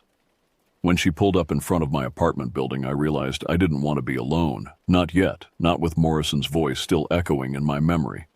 "Want to come up for coffee?" I asked. Anna checked the time on her phone. "Actually, I think I need to go to the police station, file a report about the stalking, get it on record in case there are other victims." "What will you tell them?" "The truth, mostly. That Morrison followed me to Arizona and died in an accident. Leave out the stranger parts." She managed a weak smile. "If anyone asks about the details, I'll just say the trauma made some of my memories fuzzy." It was a reasonable plan, and probably the best we could do under the circumstances. The authorities would have their paperwork, Morrison's other victims would eventually learn he was dead, and the three of us could try to move on with our lives. But as I watched Anna drive away, I knew that moving on would be easier said than done. The desert had shown us something about the nature of obsession and transformation that couldn't be unseen or forgotten. And somewhere in the back of my mind, Robert's words kept echoing. There might be others. 6 months later, I still woke up sometimes in the middle of the night, convinced I could hear scratching at my apartment window. The rational part of my mind knew it was just the wind moving tree branches or the building settling, but the deeper, more primitive part of my brain remembered the sound of Morrison's claws against Robert's house and immediately went into fight-or-flight mode.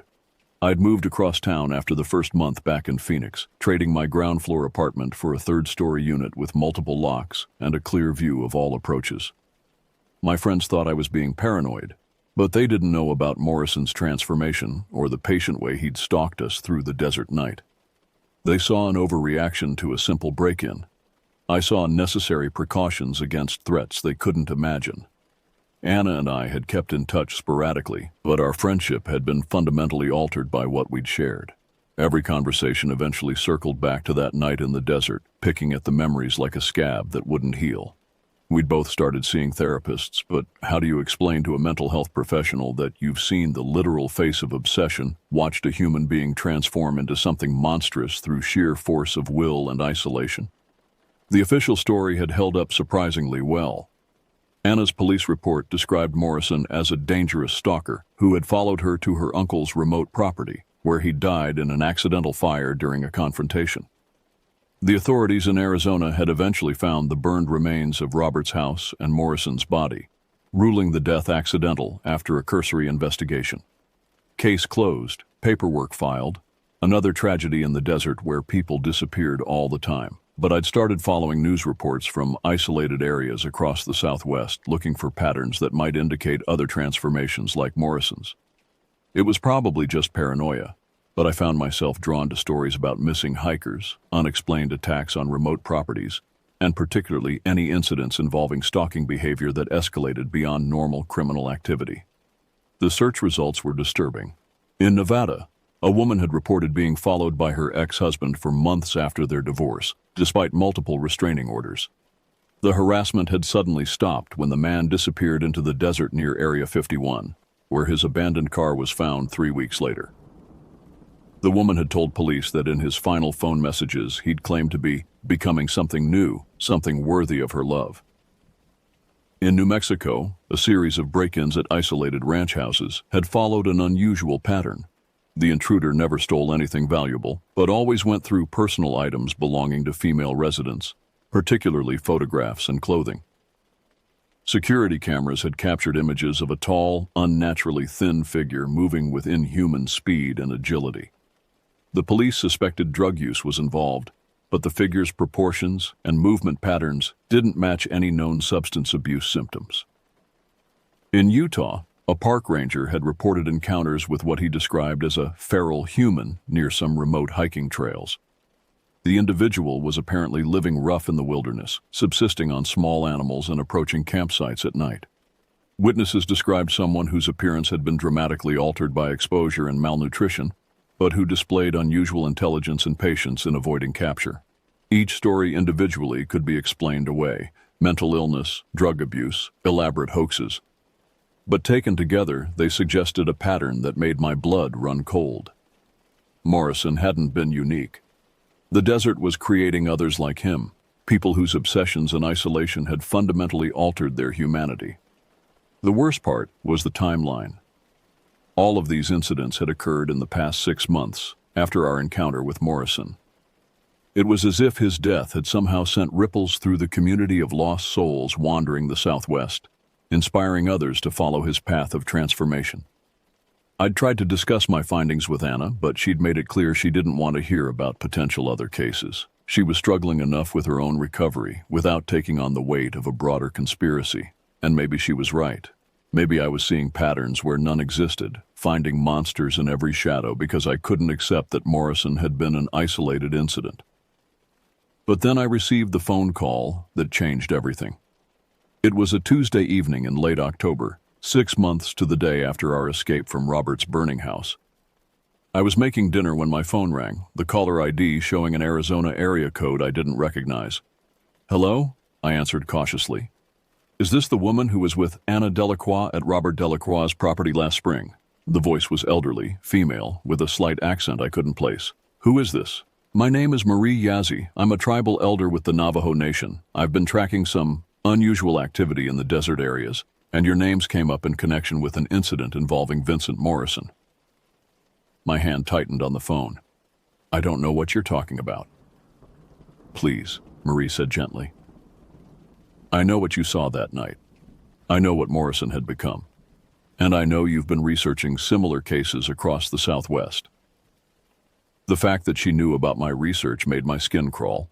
I'd been careful to use different search terms and multiple computers, but apparently not careful enough. "What do you want?" I asked. "To meet with you, to explain what's really happening out there and why it's getting worse." Marie paused. "Morrison wasn't the first, and he won't be the last. But there are ways to stop the spread, traditional methods that law enforcement doesn't understand." Every instinct I had screamed against getting involved, but the memory of Morrison's transformed face wouldn't let me hang up. If there really were others like him out there, and if there was something I could do to stop them. "Where?" I asked finally. "Flagstaff. There's a diner called the Desert Rose on the south side of town, tomorrow at noon." "How will I recognize you?" "I'll be the old Navajo woman reading a book about desert ecology. And don't worry about being followed. Morrison's kind avoid areas with strong spiritual protections." The line went dead, leaving me staring at my phone and wondering if I was about to make the biggest mistake of my life. I drove to Flagstaff the next morning, taking a circuitous route and checking my mirrors constantly for any signs of surveillance. The paranoia was probably unnecessary, but after Morrison, I'd learned to trust my instincts about potential threats. The Desert Rose was exactly the kind of place I'd expected. A small, family-owned restaurant with vinyl booths and the lingering smell of coffee and bacon grease. Marie Yazzie was sitting in a corner booth, her silver hair braided traditionally and her weathered hands holding a paperback copy of Desert Survival Techniques. She looked up as I approached, her dark eyes taking in my nervous posture and defensive body language. "You're scared," she observed. "Good. Fear will keep you alive." I slid into the booth across from her, my back to the wall so I could see the entire restaurant. "How did you find me?" "The same way I've been tracking the others," Marie said. "My people have been dealing with this phenomenon for generations. We call them skinwalkers, though that's not entirely accurate. The traditional skinwalkers were shamans who chose to use their powers for evil. These new ones, they're something different." She opened the book she'd been reading, revealing that it wasn't about desert ecology at all. The pages were covered in handwritten notes, sketches, and what looked like newspaper clippings. "Isolation changes people," Marie continued, "always has. But something about the modern world, the way people disconnect from community and lose themselves in obsession, it's accelerating the process, creating things that shouldn't exist." She showed me a sketch that made my stomach lurch. A human figure distorted and elongated, with proportions that matched Morrison's transformed state. The drawing was dated 3 years earlier. "You've seen this before," I said. 17 times in the past decade. The pattern is always the same. Someone with obsessive tendencies isolates themselves in the desert, usually following a romantic rejection or career failure. They spend months alone, letting their fixation consume them until something fundamental breaks inside their minds. And once that happens, she flipped to another page, showing photographs of abandoned campsites, scattered bones, and tracks that shifted from human to something else entirely. They become hunters, I said. Marie nodded. But not random killers. They maintain their original obsession, their initial target. Morrison wanted Anna, so he pursued her across state lines. Others have different fixations: lost loves, perceived enemies, people they blame for their failures. How do you stop them? Fireworks, as you discovered. Traditional purification rituals can also be effective, but they require preparation and specific materials. She reached into her purse and pulled out a small leather pouch. Sage, cedar, sweetgrass. Burn this if you ever encounter one of them again. The smoke interferes with whatever allows them to maintain their transformed state. I took the pouch, feeling the dried herbs crinkle under my fingers. Why are you telling me this? Why not go to the authorities? Marie's laugh was bitter. And tell them what? That people are transforming into monsters in the desert? They'd dismiss it as tribal superstition or drug-induced hallucinations. No, this has to be handled quietly, by people who understand what they're facing. She leaned forward, her eyes intense. Morrison's death sent a message through their community. Other transformations are accelerating, becoming more aggressive. We need people who've survived an encounter to help identify and stop the new ones before they can complete their change. I'm not a hunter, I protested. I'm not equipped for this kind of thing. Neither was Anna's uncle, but he survived for years by being prepared and staying alert. You have experience now, knowledge that could save lives. Marie closed the book and stood up. I'm not asking you to become some kind of vigilante, just keep watching for the patterns. If you see signs of another transformation, call me. She handed me a business card with just a phone number printed on it. And remember, fire and traditional purification. Those are the only things that work reliably. As she walked toward the door, I called after her. How many more are out there? Marie paused, her hand on the door handle. Too many, she said simply, and their numbers are growing. After she left, I sat in the diner for another hour, staring at the business card and the pouch of herbs. Part of me wanted to throw both away, to pretend the conversation had never happened, and go back to my normal life. But Morrison's transformed face kept haunting my memory, along with the knowledge that there might be others like him stalking victims across the Southwest. The rational choice would be to walk away, to let law enforcement and tribal authorities handle whatever was happening in the desert. But I'd seen what conventional approaches could accomplish against these transformed predators. Basically nothing. If Marie was right, if the problem was getting worse, then people with direct experience might be the only hope for stopping it. I drove home that evening with the herbs in my glove compartment and Marie's phone number programmed into my phone. I didn't know if I'd ever use either one, but having them felt like a form of insurance against the nightmares that still visited me in the dark hours before dawn. 6 months after escaping Morrison's transformed hunting instincts, I was still running from the implications of what I'd seen. But now, for the first time, I was also running toward something. The possibility of preventing other people from suffering what Anna and I had endured. The desert keeps its secrets, but sometimes those secrets come hunting for us. And when they do, someone has to be ready to fight back. The story of Vincent Morrison was over, but the larger tale of transformation and obsession in the American Southwest was just beginning. And whether I wanted it or not, I'd become part of that story, carrying knowledge that could mean the difference between life and death for future victims. In the end, that's what survival really means. Not just escaping the immediate threat, but living with the responsibility of preventing others from facing the same danger. The desert had changed Morrison into something monstrous, but it had also changed me into something I'd never expected to become, a guardian against the darkness that feeds on isolation and obsession. And in the vast emptiness of the Southwest, where people can disappear for months or years without anyone noticing, that darkness would always be hungry for new prey. But now, it would have to get past me first.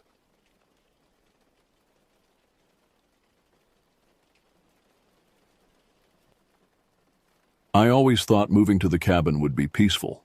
You know, the quiet where the loudest thing is the wind in the trees and the occasional crackle of a fire. Iris loved it here. She said the woods felt alive, like they were watching over us. I used to laugh that off, but after what happened, I'm not so sure anymore. The ridge loomed behind the cabin like a wall, the trees stretched thin and tall against the sky. It was May when we first moved in, a decision made after months of city life had worn us down. The real estate agent had called it a rustic retreat, which was a polite way of saying the plumbing was questionable and the electrical wiring looked like it had been installed during the Nixon administration. But there was something about the place that pulled at us. Maybe it was the way morning light filtered through the pines, or how the creek behind the property gurgled like quiet conversation. "This is it," Iris had said, her fingers intertwining with mine as we stood on the porch that first day. "This is where we start over." I believed her then. I wanted to believe her. After everything we'd been through, the miscarriage, the grief counseling, the nights I'd find her staring blankly at nothing, I would have believed anything that put that spark back in her eyes. The cabin itself was simple. 2 bedrooms, a kitchen with ancient appliances, a living room with a stone fireplace that dominated the north wall. The previous owner had left behind furniture that smelled faintly of mothballs and cigarettes, but Iris said it added character. She spent those first weeks cleaning and arranging, hanging up the tapestries she'd collected over years of thrift store hunting. I focused on the practical things, fixing the loose boards on the porch, patching the roof where it leaked, making sure the well pump worked properly. During the day, it was beautiful. Sunlight dappled the forest floor, wildflowers dotted the clearing, and birds called to each other from the trees. But at night, everything changed. The woods took on a different quality after sunset. The shadows deepened, stretched, seemed to move when you weren't looking directly at them. The wind made the branches scrape against the roof like fingernails. And the silence, not the peaceful kind, but the heavy kind that makes you aware of your own heartbeat, your own breathing, that makes every small sound amplified to startling proportions. It was too still, too quiet. I'd chalked it up to my imagination, at least until that night on the porch. We were sitting outside, wrapped in a blanket, watching the stars. Iris was leaning against me, her face lit by the faint glow of the lantern beside us. She was humming softly, something she'd heard growing up when she stopped mid-note and stiffened. "Do you see that?" she whispered, barely audible. "See what?" I asked, already feeling the hairs on the back of my neck rise. She pointed toward the ridge. At first I didn't see anything, just the black outline of trees against the sky. But then it moved, a flash of pale, almost white, slinking low to the ground. I squinted, trying to make sense of it. A deer, maybe? But it wasn't. It was too thin, its limbs too long, its movements all wrong. It crawled forward on all fours, its head jerking unnaturally, like it was struggling to balance itself. For a second it stopped and turned toward us. I froze. I couldn't see its face, but I swear it was looking at me. "It's just an animal," I muttered, trying to convince myself as much as Iris. She shook her head. "No, it's not." Her voice didn't sound like her, calm, almost reverent. She leaned forward, her eyes locked on the thing as it crawled into the shadows and disappeared. I wanted to get up, grab the flashlight and chase after it, but my legs wouldn't move. "Maybe it's a coyote," I suggested, my voice unsteady. Iris smiled faintly, her eyes still fixed on the ridge. "No," she said, "it's something else." I didn't sleep that night. Every creak of the cabin, every gust of wind made me jump. Iris, though, seemed perfectly at ease. She even laughed at me when I told her I'd heard something outside. "Maybe it's your forest spirit," I said, trying to make light of it. She just smiled. "Maybe it is." The next morning I went out to check the property. The air was crisp, the ground damp from the rain the night before. Everything looked normal until I got to the edge of the clearing. Then I found something disturbing, a circle of broken branches, scattered as if something had been lying there. In the center was a pile of bones, small ones, picked clean. I knelt down, my stomach twisting. They looked like rabbit bones, but there was something off about the way they were arranged, almost like a spiral. I brought Iris out to see it. She didn't seem fazed. It's a gift, she said simply. A gift? From what? She shrugged, her gaze drifting toward the ridge, the forest. I laughed nervously, but she didn't. She just stood there staring, until I finally dragged her back inside. As days passed, I tried to convince myself that what we'd seen was just a sick animal, maybe a starving coyote or a feral dog. But deep down, I knew better. The way it moved wasn't natural. The way it looked at us wasn't animal curiosity. There was intelligence there, purpose. I found myself checking the locks twice before bed, pulling the curtains tight, keeping a hunting knife in the bedside drawer. Iris noticed but didn't comment. Instead, she seemed to grow more comfortable with the woods, spending hours sitting on the porch steps or walking along the tree line, collecting pine cones and interesting rocks. "Don't go too far," I'd call after her, trying to keep the worry from my voice. "I won't," she'd reply. But her eyes would drift toward the ridge, like she was looking for something, or waiting for it. I started documenting the strange things. A journal seemed too formal, so I used my phone, taking pictures of anything unusual. More bone arrangements, disturbed soil, claw marks on trees that were too high for any normal animal. I told myself it was to keep track, to look for patterns. But really, I think I needed proof that I wasn't losing my mind. One evening, as the sun dipped below the ridge, casting long shadows across the clearing, I found Iris at the kitchen table, arranging twigs and leaves into complex patterns. "What are you doing?" I asked, setting down the groceries I'd brought back from town. "Making something," she said vaguely, not looking up. I peered over her shoulder. The twigs formed an intricate web with small stones placed at intersections. It reminded me uncomfortably of the bone spiral I'd found. "Where did you learn to do that?" She paused, her fingers hovering over her creation. "I didn't. It just came to me." "Iris, don't you think—" "Don't!" She cut me off, her voice suddenly sharp. "Don't ruin this for me." "Ruin what?" She didn't answer, just gathered up her creation and walked outside. Through the window, I watched her place it carefully at the edge of the clearing, arranging it just so before walking back to the house. That night, the thing came closer. We were inside, the fire crackling low, when Iris suddenly got up and went to the window. "What is it?" I asked, already dreading the answer. She didn't reply at first, just pressed her hand against the glass. Finally, she said, "It's here." My chest tightened. I grabbed the flashlight and stepped onto the porch. The air was freezing, my breath coming out in clouds. And there it was. It stood at the edge of the clearing, upright now, its pale body stretched and gaunt. Its limbs were too long, its hands dangling near its knees. It didn't move, didn't breathe, just stood there watching me. I shined the flashlight on it, and it flinched, its head snapping to the side like it was trying to avoid the light. Then it dropped to all fours and skittered back into the woods, disappearing into the dark. When I turned back to the house, Iris was still at the window, smiling. "It doesn't want to hurt us," she said, her voice soft. "It just wants to watch." That was the first time I felt truly afraid, not of the thing, but of her. It started with Iris spending more time on the porch. She'd always liked being outside, but this was different.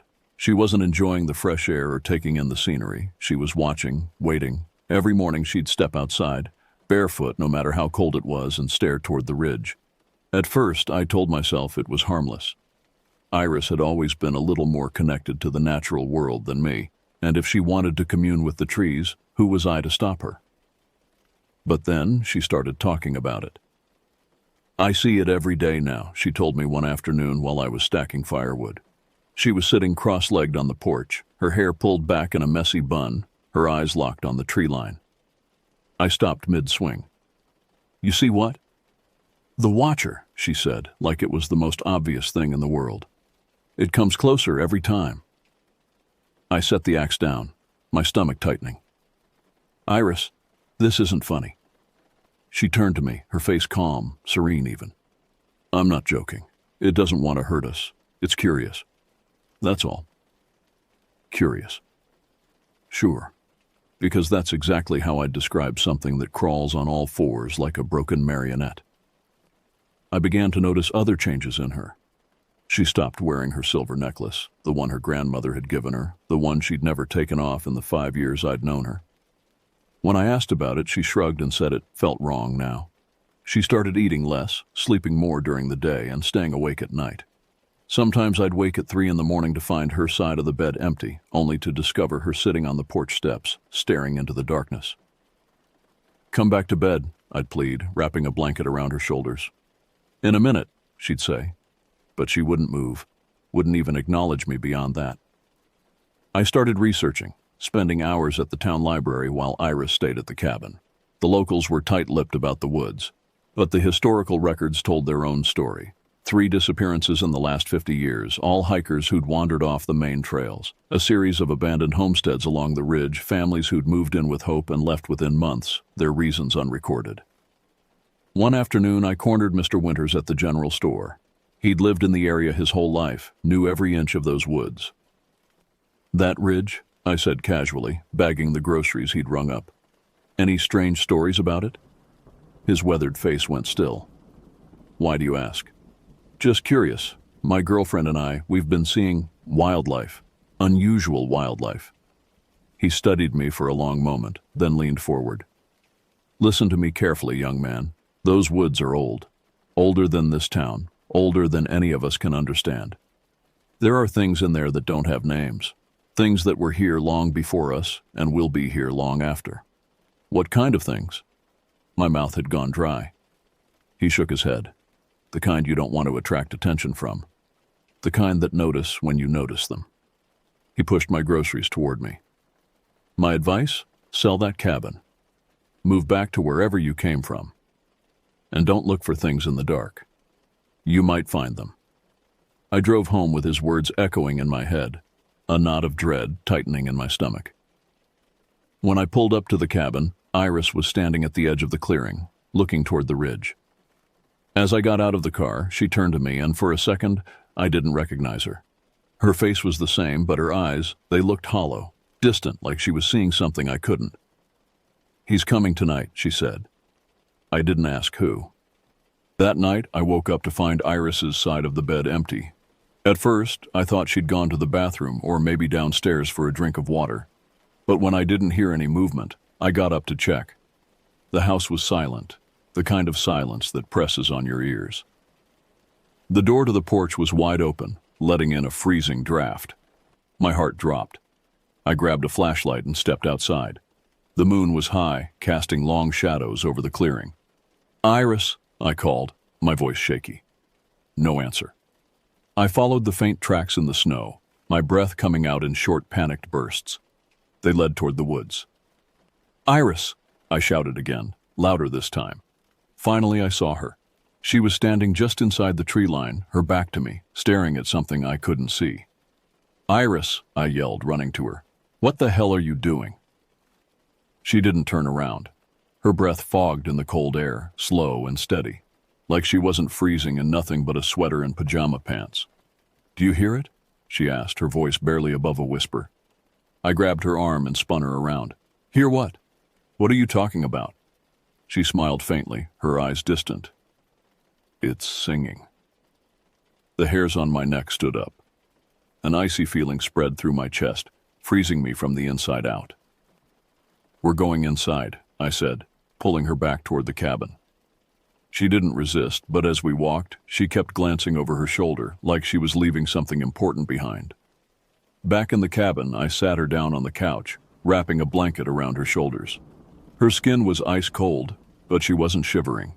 Her eyes kept drifting to the window, to the dark woods beyond. "Iris, look at me," I said, kneeling in front of her. "What's happening to you?" She finally focused on my face, and for a moment I saw clarity there, saw the woman I'd fallen in love with. Fear flickered in her eyes, and she grabbed my hands. "I can't stop thinking about it," she whispered urgently. "I see it when I close my eyes. I hear it calling me." "What does it want?" She shook her head. "I don't know. But it's so lonely, so hungry." "Hungry for what?" Her eyes darted to the window again. "For connection, for understanding." She squeezed my hands tighter. "Help me." I pulled her into my arms, feeling her trembling now. "I will. We'll leave tomorrow. Go back to the city, get you some help." She nodded against my shoulder, but when I pulled back to look at her, That distant look had returned to her eyes. Whatever moment of clarity she'd had was gone. The next day she acted like nothing had happened. She hummed to herself while making breakfast, joked about how I needed to chop wood faster, and didn't mention the previous night at all. Something was wrong. That afternoon, while she was outside, I found something near the edge of the clearing. A bundle of sticks, tied together with twine, sitting on top of a patch of disturbed snow. At first I thought it was just some weird debris, but then I noticed the hair tangled in the twine, long dark strands that looked exactly like Iris's. I showed it to her when she came back inside. "Do you know anything about this?" I asked, holding it up. Her eyes lit up and she reached for it. "It's a gift," she said, cradling it like it was something precious. "A gift from what?" I demanded. She shrugged, still smiling. "The forest." I took it outside and burned it. Iris watched me from the porch, her face expressionless. When night fell, I made sure all the doors and windows were locked. I even pushed the heavy oak dresser in front of the bedroom door. Iris watched me with amusement. "You can't keep it out," she said softly as we got into bed. "It's already in." I pretended not to hear her, but sleep eluded me that night. I lay awake listening to Iris's breathing beside me, wondering if I'd wake up to find her gone again. But she stayed, though her sleep was restless, her body twitching, small whimpers escaping her lips. Around 3 in the morning I heard it. A scraping sound like nails dragging across the outer wall of the cabin. Slow, deliberate. I sat up, heart pounding. Iris was still asleep, her face peaceful now, as if the sound had somehow soothed her. The scraping continued, circling the cabin. I reached for the hunting knife in the drawer, gripping it tightly as I slipped out of bed. The floorboards creaked under my weight as I moved toward the window, parting the curtains just enough to peer out. The night was clear, moonlight illuminating the clearing. And there, at the edge of the woods, stood the thing.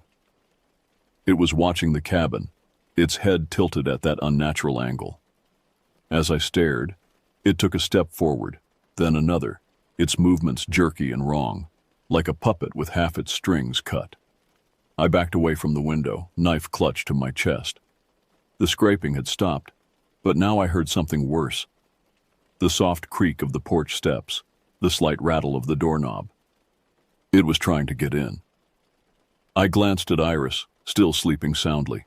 Should I wake her? What if she tried to let it in? The doorknob stopped rattling. Silence fell again, heavy and oppressive. I waited, counting my heartbeats, straining to hear any sound of movement.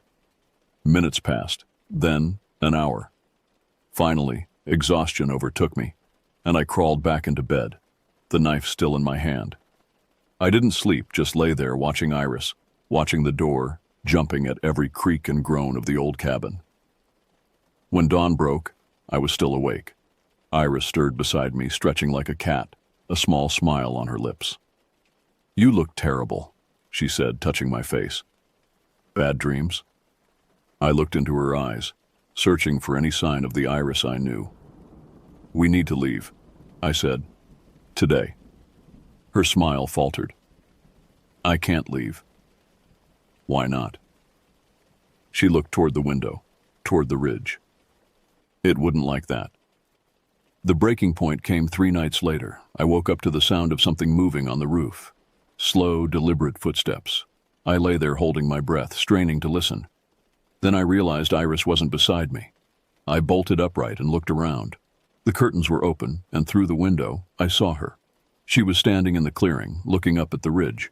I threw on my boots and coat, grabbing the flashlight as I stumbled out the door. The cold hit me like a slap, but I didn't care. "Iris," I yelled, running toward her. She didn't move. When I reached her, I grabbed her shoulders and spun her around. Her eyes were wide, unfocused, like she was in a trance. "What are you doing?" I shouted. She didn't answer. She just pointed toward the ridge. I followed her gaze, and there it was. The thing stood at the edge of the forest, half hidden in the shadows.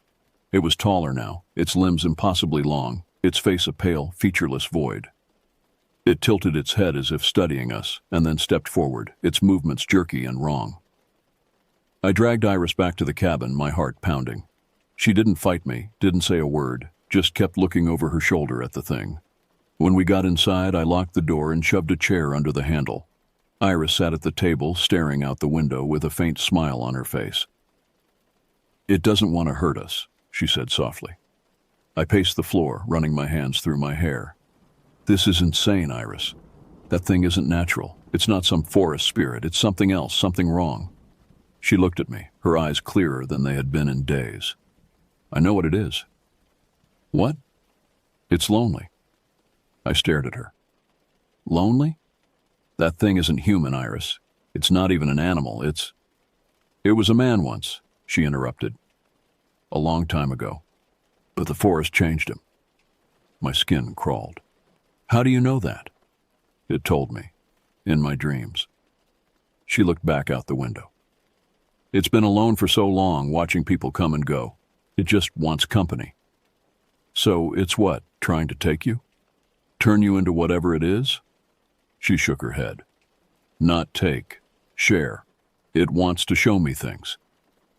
I knelt in front of her, taking her cold hands in mine. "Listen to me, Iris. We're leaving tomorrow. First light. I don't care what we have to leave behind. We're getting out of here." She pulled her hands away. "I'm not going anywhere."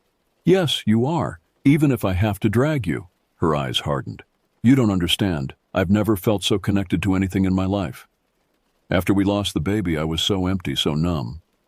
But now," she pressed her hand to her chest, "now I feel something again. It's filling all the empty spaces inside me." I felt sick. "That's not healing, Iris. That's something feeding on your grief." She stood up abruptly. "I'm going to bed. Don't follow me." I watched her walk away, feeling like I was losing her with every step. Maybe I already had. I didn't think it could get worse. Every night since that last encounter, I'd stayed up late sitting by the window with the shotgun across my lap. Iris barely spoke to me anymore. Her eyes always drifting toward the ridge, her face drawn and pale. She claimed she hadn't seen the thing again, but I knew she was lying. She flinched at every creak of the floorboards, every gust of wind that rattled the windows. But the worst part was how quiet the forest had become. No birds, no rustling of animals, just silence. It was like the woods were holding their breath, waiting. I tried calling for help, Iris's sister, her friends from the city, even a local doctor. But the phone lines went dead the day after I found the stick bundle, and cell service had always been spotty at best. We were isolated, cut off, exactly how the thing wanted us. I began making preparations to leave, packing essentials, loading them into the truck when Iris wasn't watching. I found her journal, filled with drawings of the thing, pages of writing and what looked like a language I'd never seen before. The last coherent entry read, "It's calling me to the ridge. I have to go. I have to see what's on the other side." The day before I planned to take her away, I woke to find her sitting on the edge of the bed, watching me. "It's coming tonight," she said, her voice flat. "The storm will bring it." I looked out the window. The sky was clear blue, not a cloud in sight. "There's no storm coming, Iris." She smiled, a strange, secretive smile. "You'll see." That night the storm hit. The wind howled, rain pelting against the cabin like 1,000 tiny claws. The power flickered and then died completely, plunging us into darkness. I lit a lantern and tried to keep calm, but I couldn't shake the feeling that something was wrong. Iris had gone to bed early, or at least that's what she'd told me. I hadn't checked. I didn't want to see the vacant, glassy look in her eyes again. I sat in the living room, the shotgun propped against my knee. When I heard it, the faint creak of footsteps overhead, my stomach twisted. I told myself it was just the wind, that the old roof was groaning under the pressure of the storm. But then it came again, louder this time, deliberate. Something was up there. I stood, gripping the shotgun, my heart pounding. "Iris?" I called out, my voice cracking. No answer. I moved toward the bedroom, the lantern casting long, flickering shadows on the walls. The door was slightly ajar, and when I pushed it open, my heart sank. The bed was empty. The curtains were drawn back, and the window was wide open, rain soaking the floorboards. "Iris!" I shouted, running to the window. Outside, the storm raged, but through the sheets of rain, I saw her. She was standing in the clearing, her arms stretched upward, her face tilted to the sky, and it was there. The thing loomed over her, taller than I'd ever seen it. Its pale, emaciated body was bent at impossible angles, its limbs trembling as if struggling to hold their weight.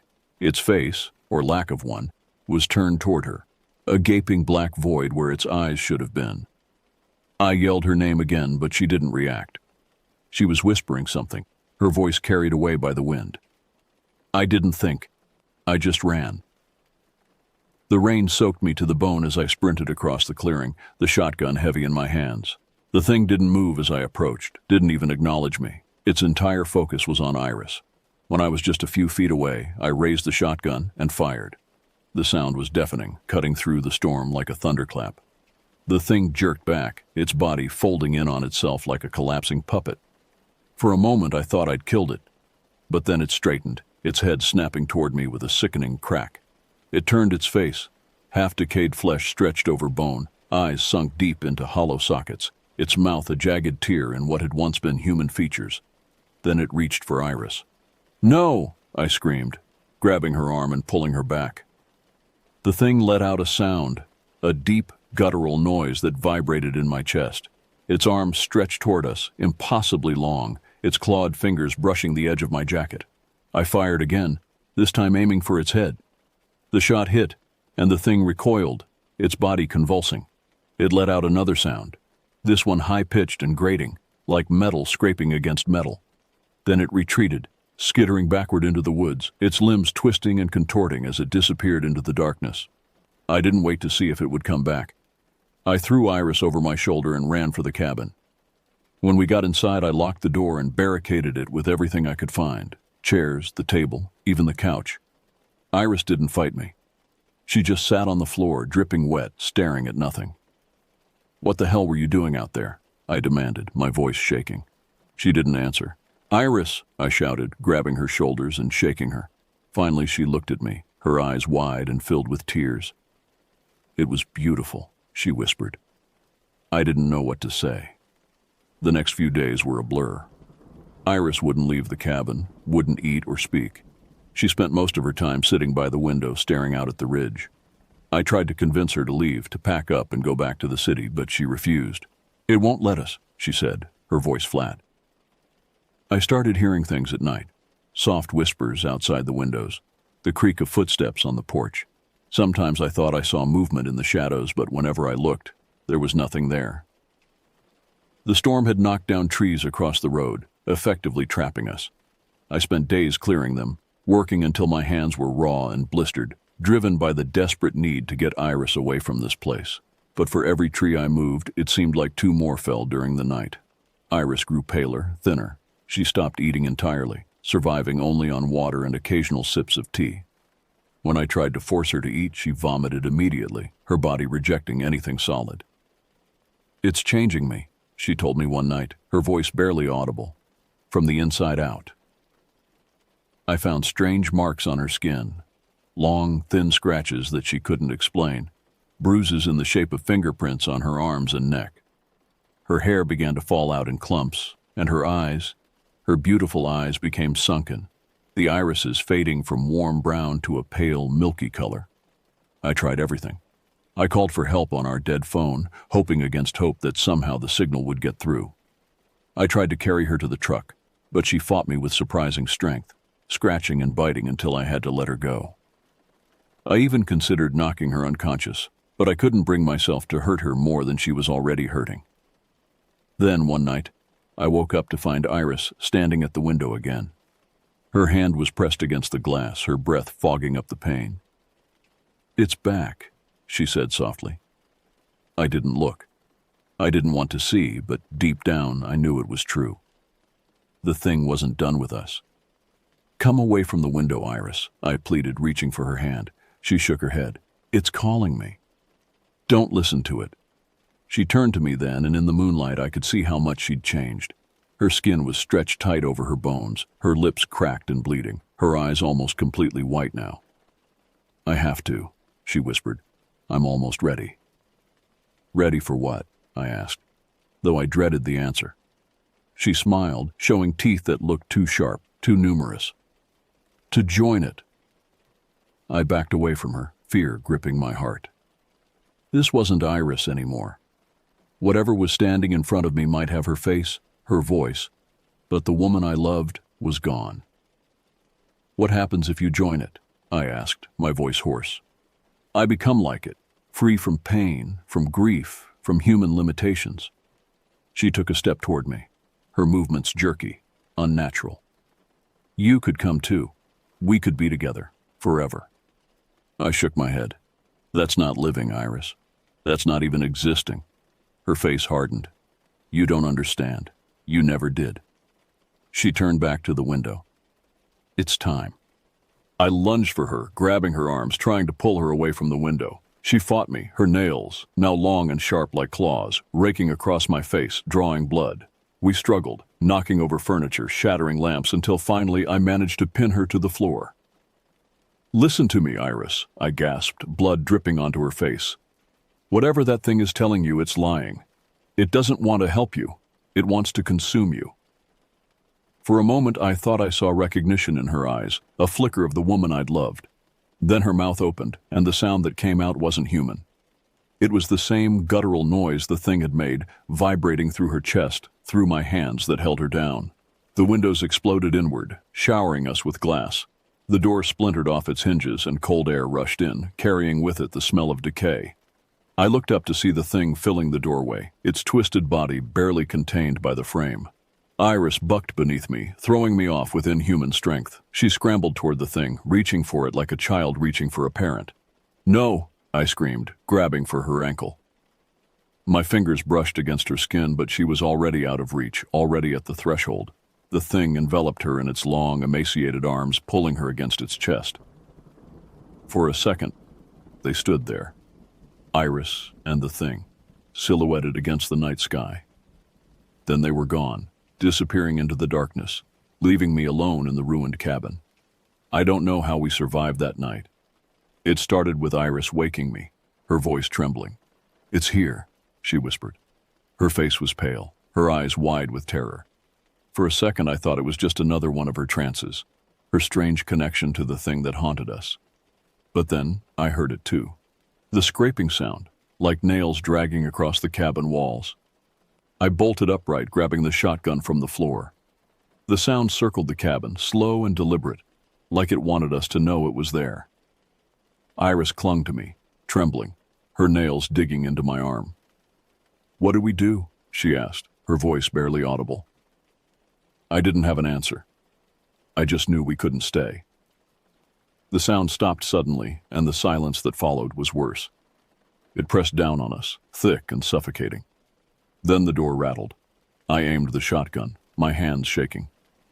"Stay behind me," I told Iris, though my voice didn't sound convincing, even to me. The door creaked open an inch, the wood splintering as something pushed against it, and then it came. The thing squeezed through the opening, its partly decayed body contorting, limbs bending at impossible angles. It filled the room with its presence, towering over us. Its eyeless face turned toward me. It didn't move, but I could feel it, sense it, crawling into my mind.